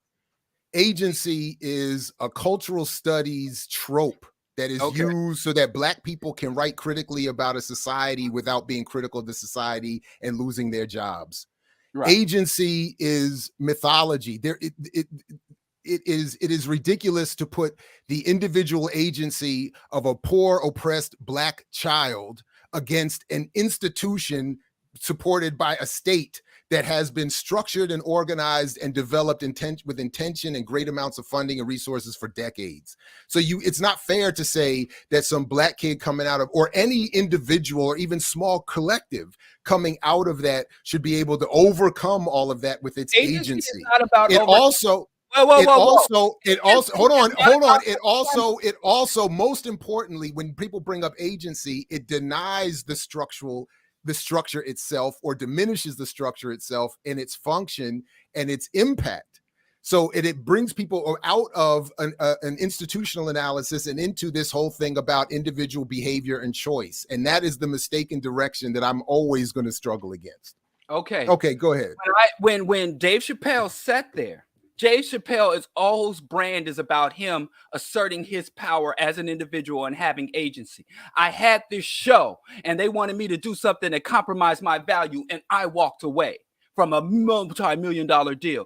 He sat there and talked about how he was sitting in his trailer and the producers brought a dress for him and said, "Hey boy, put on this dress and buck dance for us." And he stood there and said, "I'm not going to put on that dress." Even though he wore a dress just a couple of years prior to Men in Tights, he did wear a dress and a whole corset and a woman's hair deck, whatever that stuff from Robin Hood, Men in Tights. But nobody saw that movie, so I guess he thought he could run that hustle that I never wore the dress. So Dave Chappelle's whole thing is, I stand on my principles. And his whole thing is, I'm willing to fight the whole horde of the LGBT, the rainbow mafia, and I'm willing to lose money or whatever it takes. Now, so you can't say, well, Dave Chappelle has no agency when his whole mythos, when his whole brand is built on his agency. So if we're going to talk about, what do we call it? The myth of agency. It's the brand is built. The brand is itself a myth, and it's built. But to your point, Chappelle is willing to support. One more point: Black people, when faced with the immense power of global white domination, white hegemony, have no ability, not agency, no ability to say, "I refuse, consequences be damned." Then there is no way to betray. We have no traitors.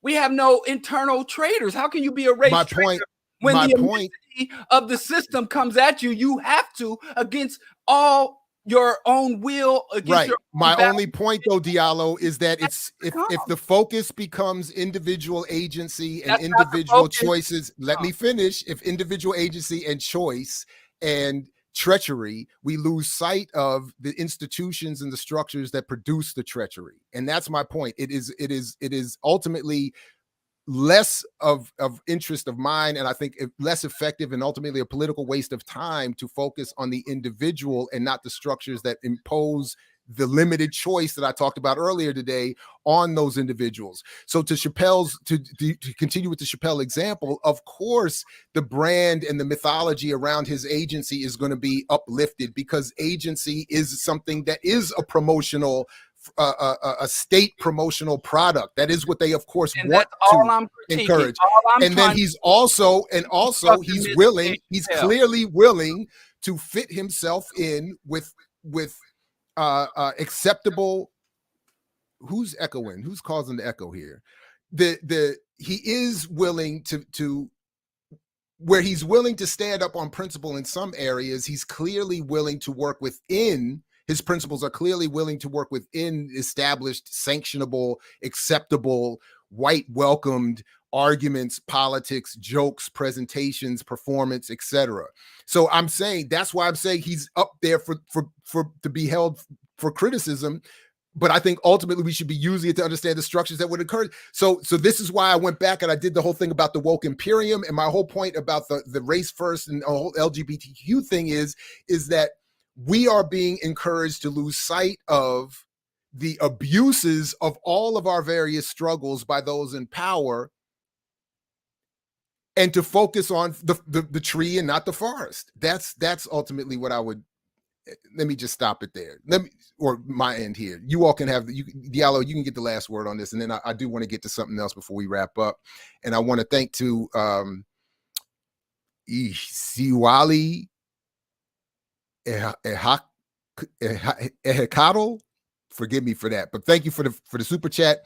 LGBTQ and feminism includes Black leaders, though, many of whom are radical. Chappelle's take invalidates our relatives as if they are separate, as if they were. So again, I appreciate the super chat and I appreciate the comment. But I totally disagree. In fact, I think he made the exact opposite point in his in those series of live performances. I can't remember which one, but he clearly stated that he was talking to white members of the LGBTQ community. He was not talking to Black members of that community. And he was not saying, if you're Black and part of the LGBTQ community, you're not part of the Black struggle. He was not saying that. In fact, he was saying white members of that community are denying the Black suffering of people in that community and the Black community entirely. And that's how I interpreted what he was saying, and why I think he's gotten so much condemnation that is draped in a defense of LGBTQ and women's rights. And I don't think that that's really what those arguments are ultimately really getting to. I think they're mad that he made an argument about Black people being abused by white fraudulent abuse of LGBTQ politics. And anyway, but all right. Go ahead, Diallo. Get the last word, man. And then I do, like I said, there's one other thing I'd like to raise this morning, and then we can do whatever. Oh, you're muted though. You're muted though. Let me go ahead. Dave Chappelle. My point was, because I totally agree with you on institutional. We have to go against institution. But when someone becomes a representative, a thought leader. The fuck I am, Joshua. You better explain that. Send me an email. A fulcrum. Dave Chappelle has not enhanced or joined or embraced our movement. He has exploited it for his own ends. Okay. Ain't no such thing as halfway crooks. Ain't no such thing as halfway comedians. You can't tell me that you get something right. You can't say, well, I don't want to be Malcolm X and Dr. King. He didn't even say I don't want to be them because they were assassinated. You know, he didn't say I didn't want to be them because many of the things they achieved have regressed. He said, I don't want to be them because they died broke. Dave Chappelle has always most consistently, well, you can say he did this one good thing, What he has done consistently is represent his class. If you go back to the Chappelle show, if you listen to his tracks, he talks about black people as someone who's up here observing all the rabble down here. He had literally a skit where he was in a private jet and a limo and was pretending some girl who rejected him in high school. He was going to take her out on a lavish date in his private jet and limo. But then he's like, bitch, I ain't giving you nothing, bitch. I'm rich, bitch. And left her on the runway while he rode off into the sunset. And the problem with that for me is if the black people, people are always like, oh, you're trying to always attacking somebody who's trying to do good. The reason I don't get out here and attack Corey Holcomb or critique Corey Holcomb is because people pretty much understand who he is and where he comes from, whether they like him or not. It's the same thing even with Kevin Hart. The community sees Kevin Hart for who he is. There's no illusion that he's standing for us and that we can depend on him for insights above and beyond entertainment. But Dave Chappelle has consciously and deliberately cultivated a persona, and his celebrity is cultivated as one who not only has agency, but someone who has stood up to the man and defeated the man, beat the man at his own game. And that's a dangerous myth. But Diallo, again, I know I said I'm gonna let you finish, but let me just say this though, because the point. Go ahead, man. Go ahead. It gives him an undue level of influence over black men in particular and the black community as a whole, and so that's why I am deconstructing that. But Diallo, the current dust up around Chappelle has nothing to do with this. So while I think a lot of what you're saying is right, the current dust up around Chappelle is around his comments about the LGBT community. Yes, but the criticism is not a black community critique of his abuse of black radical traditions. That is a very different conversation and one worthy of having. But the conversation around his comments about LGBTQ are very different and include much more than just the black community. But you just said that he juxtaposed gay rights and white women's rights against getting ahead of and stepping on black people. And then you said it has nothing to do with us. It's just I'm saying no. Which is again, Diallo. Listen to what I'm saying. You're not hearing me. You didn't hear me. Hold on. No, Diallo. You didn't hear me. You didn't hear me. You said black people had nothing to do with it. Diallo, I didn't say that. Diallo, please stop and listen because you didn't hear me. All right. What I said was the current zeitgeist, the current popular discussion around Chappelle is not one that you are asking us to have right now. It is not a black community critique of his abuse of black radical politics. That is a legitimate. That's what it needs to be. That's where I'm trying to take it. Diallo, I get that, and I'm agreeing with you. Please let me make this point because you clearly didn't hear it the second ago when I said it. If that's the discussion that needs to happen, I would agree with that, and that is something that should happen. But the current discussion is a critique of his comments about the LGBT community, and that's where I think that condemnation is fraudulently wrapping itself in concern of LGBTQ and women's rights, but is really a white community-led argument against a race-first black analysis. That's, again, we don't agree, but be clear about what I am saying and what I'm not saying. Okay. Now go ahead. I do not believe that white folks are like, Dave Chappelle is putting forth race first, but we don't want to appear to be attacking race first, so let's pretend that our critique is of him saying he's a TERF, a trans-exclusive radical feminist, because he's not a radical feminist and he's not trans-exclusive. He's just making shit up and throwing words together. To me, I just don't believe that these liberals, these white liberals, are mad at Dave Chappelle because they made him a multimillionaire with his race first rhetoric, not his race first, because he doesn't have a race first ideology. He doesn't have a race first lifestyle, living somewhere in rural white bubblefuck America. He picks up white, like when he wants to do a block party or something, he picks us up. We are an accessory. Black culture, the black aesthetic, black record, we are branding and an accessory for his larger career. But when he's really ready to kick back, kick off his shoes, smoke his cigarette, and drink his brews, he's hobnobbing with right-wing conservative white boys. He's agreed, touring. but I'm not arguing that white liberals have consciously gotten together and made it and said that they're mad about a race first analysis. I'm saying it happens unconsciously. But I'm saying it happens. It's a knee jerk reaction to hearing black people being we agree on first. the fundamental, and that we black people need to stop trying to defend Chappelle from the gay onslaught. It is not our job to defend him from the gay onslaught, but there are many. We could do this experiment. Go on our social media page and just type in hashtag Dave Chappelle and see what comes in the comments. Don't even engage. The black community is under the false impression that Dave Chappelle is making a stand on our behalf. And that is what scares me, that we are so vulnerable to anyone who in every other aspect, he has beef with gays and he can't really say, look, I think this shit is icky. So what he has to say, or he has beef with trans people. And so he can't just say it's icky to me. So then he has to say, oh, I'm doing this on behalf of black folks. And we've fallen for it. In 2020, when we have all this information available to us, that's my only concern. I'm glad we agree on the fundamentals. It's time to tally it up. So we need the audience to say, between the Bernie debate and the Chappelle debate, who you siding with? You siding with Jared on the Bernie debate? So I saw Dev in the chat said he agrees with Diallo. We can definitely pick that up, Dev, on Monday. I'd be interested to hear you make that argument. I'm up for, because I think in general, I really do think in general, I think a lot of my arguments are too nuanced for chat rooms and YouTube. And I don't think or my own analysis is too sophisticated for my own ability to convey it. I'll even take that as a self-critique because I don't think people are catching up. Y'all are not keeping up.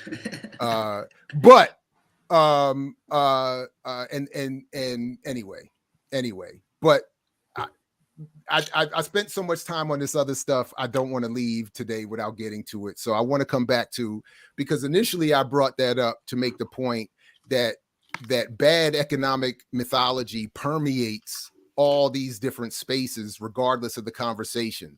So in a debate about comic venues, we get more about black people have this buying power that is being insufficiently, inappropriately used, and therefore, we continue to suffer at the hands of white folks foolishly and ignorantly. All right.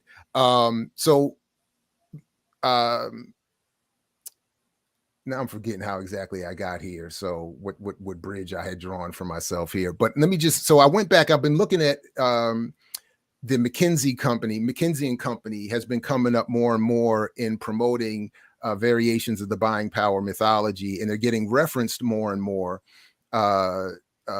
even more, I think even more now than the Selig Center, who actually originates these reports. And the McKinsey Company, as I've talked about earlier, McKinsey and Company has a long history in corporate consulting. And I think they've come up with their own way of rebranding this buying power mythology, which is basically taking the same thing the Selig Center was doing and falsely branding as its own, with its own wrapping, is just taking the projected amounts that the entire black community spends and then assumes, and then it targets that as a compiled or accumulated pool of wealth that can be targeted by advertisers, corporations selling whatever, trying to attract consumers, et cetera, and so forth. And then, of course, it gets promoted as the buying power or economic strength of black people. So I just want to show a couple of things. Now, this article came out in 2020, and it started off talking about Pete Buttigieg. I forgot how to pronounce this man's name. Buttigieg. Buttigieg, something, whatever. Beetlejuice. And talking about how, his relationship and the political relationship between, broadly speaking, between people like him and McKinsey and Company. And I thought there was some very interesting things here that are relevant to our discussions here, particularly regarding black capitalism and economic mythology. So it says here that when Pete Buttigieg accepted a position at the management consultancy McKinsey and Company, he had already sterling credentials, high school valedictorian, bachelor's degree at Harvard, Rhodes Scholarship, etc. They go on to say that this move was predictable, not eccentric. The top graduates of elite colleges typically pass through McKinsey or a similar firm before settling into their adult career. Management consultants, which McKinsey and Company are among the leaders of, advise managers on how to run companies. McKinsey alone serves management at 90 of the world's 100 largest corporations. So again, as I've covered previously and will continue going forward, what drew me to McKinsey in particular was their increasing interference in discussions about Black economic condition, employment, buying power, et cetera, and so forth, that is being used and referenced increasingly in Black targeted media, encouraging this mythology that Black people have this money and power that doesn't actually exist. So I'm just interested to see here that McKinsey is globally advising 90 of the world's largest corporations, and then wanting to turn their focus on Black people here and there. And I think with what should be some pretty obvious consequences. So they talk a little bit in this article about the rise of this consultancy thing. McKinsey, found that from 1939 to 1950, hourly workers' wages rose roughly 3 times faster than elite executives' pay. So they saw this as a problem that overall needed to be addressed. That between 1939 and 1950, which of course includes the Second World War, the boom in the economy that presented, and all of that.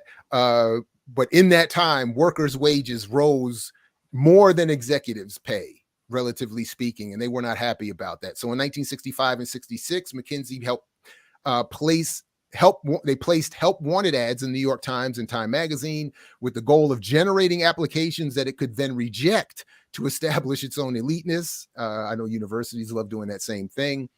A new ideal of shareholder primacy, powerfully championed by Milton Friedman. So again, Milton Friedman, Chicago School of Economics, capitalism is freedom, this whole ethic, this whole worldview, just seeing how it permeates is to me fascinating. So they take that as McKinsey takes Milton Friedman's ideas, and specifically the social responsibility of business is to increase its profits.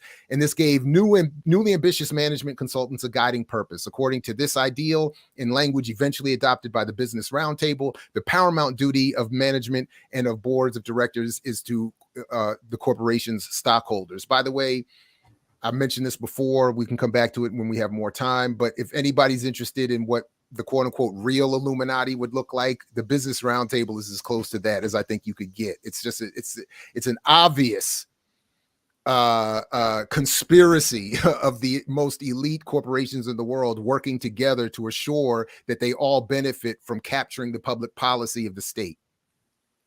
Anyway. As business journalist Walter Keachel put in his book, Lords of Strategy, consultants openly sought to foment a stratification within companies and society by concentrating the management function in elite executives, aided, of course, by advisors from consultants' own ranks. Another account of the industry, the Witch Doctors, explains the Computer Sciences Corporation's consulting arm, working with the Sloan School of Management at MIT, developed corporate re-engineering to break an organization down to its component parts, eliminate redundant ones, namely middle managers, and then put the remaining parts together again to create a new machine. McKinsey framed its path to downsizing, which the firm called overhead value analysis, as an answer to the mid-century corporation excessive reliance on middle management. As McKinsey's John Newman admitted in an essay introducing the method, the quote, process through Swift is not painless. Since overhead expenses are typically 70 to 85% people-related and most savings come from workforce reductions, cutting overhead does demand some wrenching decisions, end quote.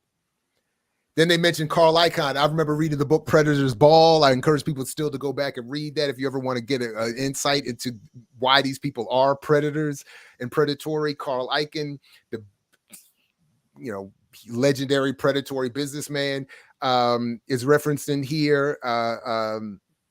writing in the New York Times in the late 1980s, calling corporations corporate bureaucracies run by incompetent, inbred middle managers. They downsized in response not to a particular business problem, but rather to a managerial ethos and method. They downsized when profitable as well as when struggling, and during booms as well as busts, because the goal was, led by people like this, make money for your stockholders and nothing else is important. So if you got to fire everybody, even when you're doing well, that means you could do better. In effect, management consulting is a tool that allows corporations to replace lifetime employees with short-term, part-time, and even subcontracted workers hired under ever more tightly controlled arrangements who sell particular skills and even specified outputs and who manage nothing at all. The management function has not been rendered unnecessary, of course, or disappeared. Indeed, the managerial control stripped from the middle managers and production workers has been concentrated in a narrow cadre of executives who monopolize planning and coordination. Mid-century democratic management empowered ordinary workers and disempowered elite executives so that a bad CEO could do little to harm a company and a good one little to help it. Today, top executives boast immense powers of command and as a result, capture virtually all of the management's economic returns. Whereas at the mid-century, a typical large company CEO made 20 times the production workers' income. Today, CEOs make nearly 300 times as much. In a recent year, the 5 highest paid employees of the S&P 1500, 7,500 elite executives overall, obtained an income equal to about 10% of the total profits of the entire S&P 1500. Wow. Management consultants insist that the meritocracy required, the restructuring that they encouraged, that, as Keachel put it dryly, we are not all in this together. Some pigs are smarter than other pigs and deserve more money, end quote.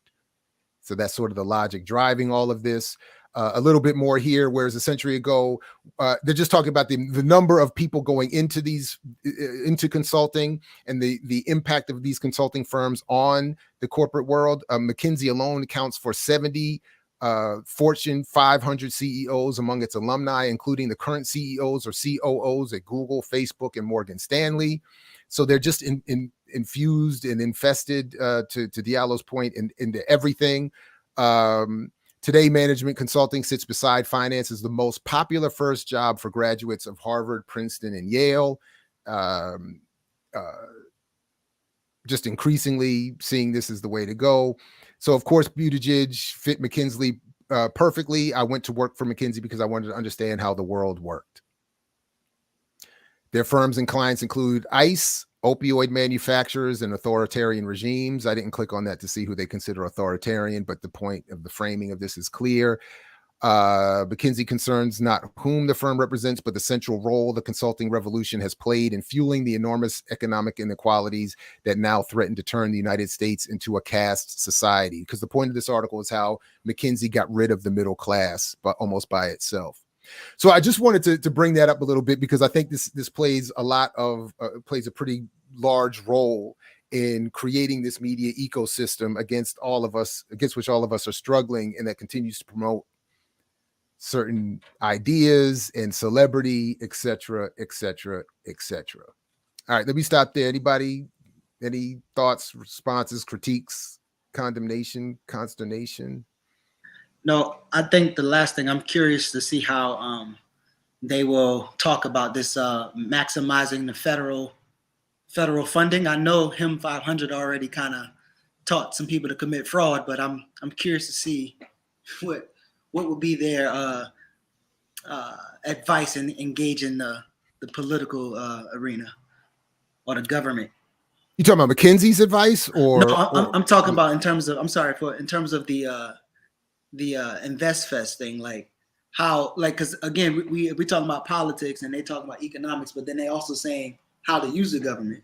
So in one sense, you have them saying, you know, we have this buying power, but in the other sense, they're telling you, okay, we can show you how to use the government in some kind of way too. So, like, I'm curious how that. It's a good question.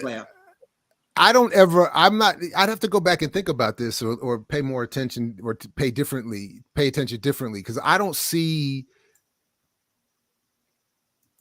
I always hear people say we got to get the money right, then we can get the politics right. But I don't actually hear them go into what that politics would look like. So if you do capture public policy, what then do you think that means?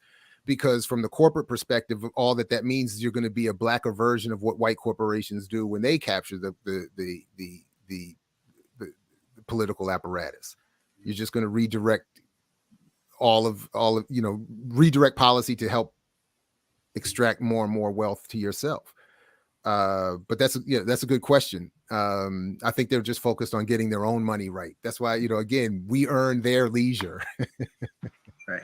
I mean, technically T.I. is into politics, and he's using the mayor, him and Killer Mike, to get some more deals. So maybe that's how they are. So that's the point. I mean, that's the whole point. I mean, and that's why they stood with the mayor of Atlanta during the last set of uprisings, because their argument was this is what will protect black businesses. But so but anyway, they don't really show how that's going to come back to help anybody else. So all right, good people. So I got a little video clip I'm gonna let end the show today whenever you all are ready, and it's because I know that the trailer to Wakanda Forever is out, and I've gone back and looked at the first Academics and Cars we did with Dr. Burroughs and Dr. Haight hiding in the back off camera, and it is so very good. The only thing wrong with it is that if people pay attention carefully, they hear me big up one of the founders of the reverse hashtag movement before I realized they had gone so far off to the right for bringing up some some appropriate economic critique. But so I thought I would just let that play a little bit just to give people a taste of it, encourage people to go back and watch that whole episode as they prepare for the coming onslaught that is Wakanda Forever. But anyway, Diallo, Geechee, any final words, thoughts, comments, critiques, queries, conundrums, catechisms, cacophony? I'd like to always repeat that our people's problems aren't economic. We don't have economic problems. The economic status of African people is a byproduct of our larger political problems. And as Del Jones was always fond of saying, we were wealthier than the people who colonized us. We were wealthier than the people who enslaved us. So if having wealth was a hedge against colonization, enslavement, and oppression, we would have never been that.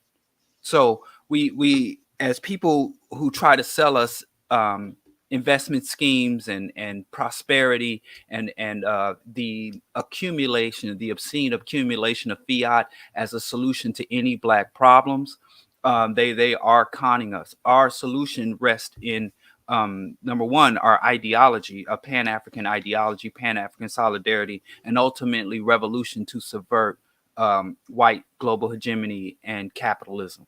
Our job is to oppose and subvert capitalism, not to master it and enjoy its spoils, because that is literally omnicide, the death of everything.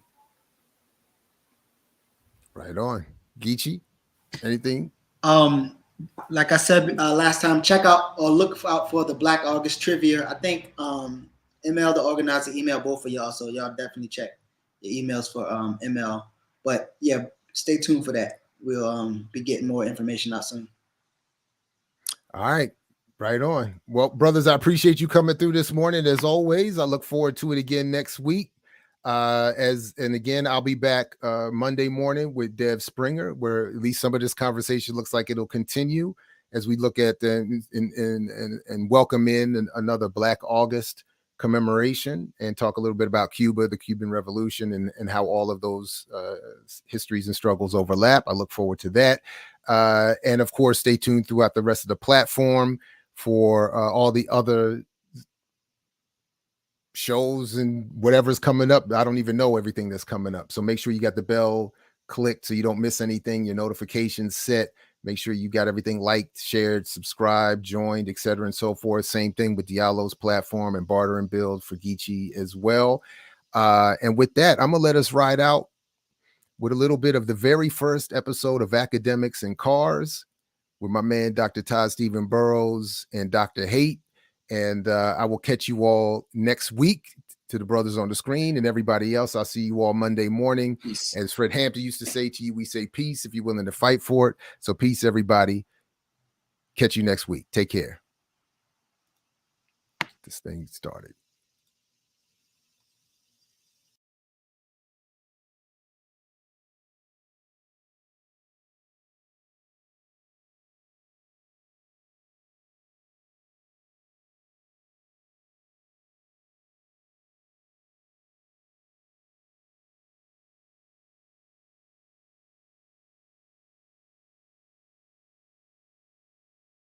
All right, who's first? Fresh out the Black Panther film. Dr. Burroughs in the building. Hating in the dark in the back. Who's first? Dr. Burroughs. Well, up. Happy birthday. Happy birthday, Thank Dr. you. Burroughs. You got Black Panther on your birthday. Black Panther on your birthday. And it's my birthday for another hour, so thank you. Okay, look, I gotta be honest. I loved this movie, but what'd you love about it first? I loved that Black people were powerful and strong and beautiful, and that so much of the comics was used. But of all the different forms of the comics. Right. But people should go hear our podcast at mixlr.org for that full conversation. Yes. But go ahead. But it's very clear to me why Ava DuVernay was not allowed to do this movie. And it was very clear to me that Marvel clearly told Coogler how the movie was going to end. So he said, you can do whatever you want to do, but the movie politically is going to end here. So, but wait a minute. Because I've hated on Ava as not being forward politically enough to do these things. So why do you think that she would have done it better? Ava was going to let her Black LA Film School Black filmmaker come out. She wanted it. She talked about it. So that instinct that she suppressed when she did the 13th, or when she refused to include Stokely Carmichael and Selma. She was gonna let it out. I think she was gonna let it out. I think she was gonna let her inner Julie Dash out. And she outlined to Marvel what she wanted. You can read this online. She outlined to Marvel what she wanted to do, and Marvel said, "No, we don't want that." I mean, because Julie Dash would make the white man the rapist. Wow. Yes. As opposed to the hero. He saves Wakanda. Now, let's just be clear, right? Okay, go ahead. You go ahead. See the white man saving the Black woman that he was really going to rape? You could have just watched Crash. Oh, man. Oh, no. Or got the alternate ending to Monster. Not Monster. What was Monster's Ball? The director's cut. No. But you know, same way we said in the conversation, Dr. Burroughs, right? This was not Reginald Hudlin's Panther. The James Bond elements were his Panther, but no, he was not the Panther of that first story. I agree. So let's deal with that for a second, right? Let me just see some elements here. Now, one of the things I did like was that to burn the ancestral memory, you had to destroy the keepers of the memory. And the keepers weren't just the people. The keepers were the plants. The environment itself, right? So I felt real Stevie Wonder up in there. Like the Wakandans know the secret life for plants. Secret life for plants is dope. Wow. So it could have been, as Ahati Kalindi Iyi would talk about, the mushroom kingdom as the oldest species on the earth, knowing everybody's story. And that sacred flower that they used would have been like the blue lotus in ancient Kemet, the Nelam Yore, which means one mind, one heart, amongst the folks out of Gabon, the Bwiti religion. I mean, these cultures actually exist. So you could see them play themselves out. So I wasn't mad at that, right? Even the ritual death as initiation, you could see that in a lot of rites of passages. Or Avatar, which is my concern. Well, and I don't want to cut you off, but just but I do, as a bridge of your thought, so to speak, for your that's what I was whispering to you in the thing. Like, if this is all wonderful, if you have an understanding of the context and the African cultural context, but for most of the folks going to see this film who don't have that, then it just, to me, looks like Avatar again, or any number of other pop, Disney-like films where somebody goes through some sort of spiritual transition. For some reason, Avatar is the only one that's coming to my mind right now. But the other movie was Christianity, where Jesus rises from the dead. Oh, man. But in this joint, the longest running 3 minutes for him to get back up. Right.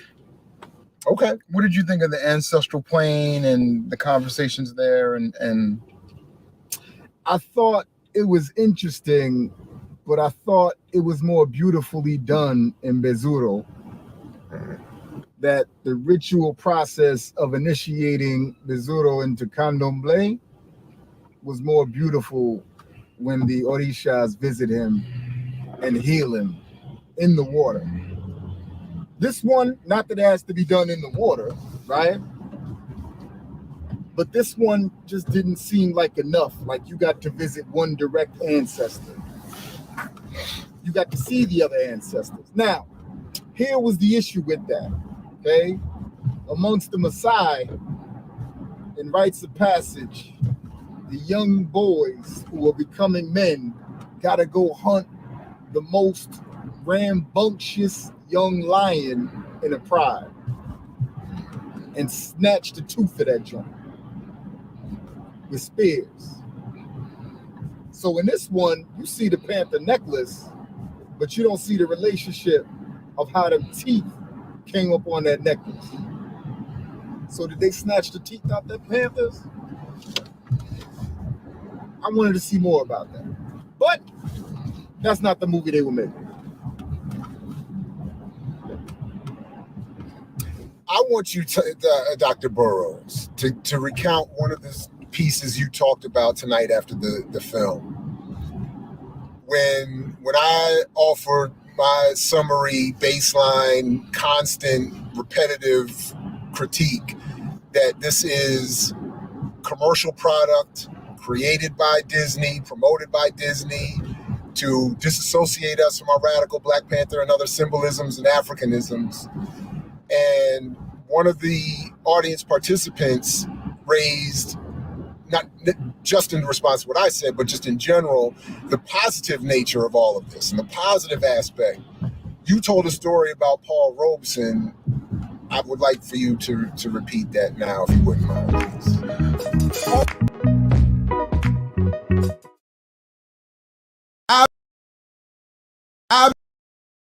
I mix what I like, what I like, what I like, what I like, what I like.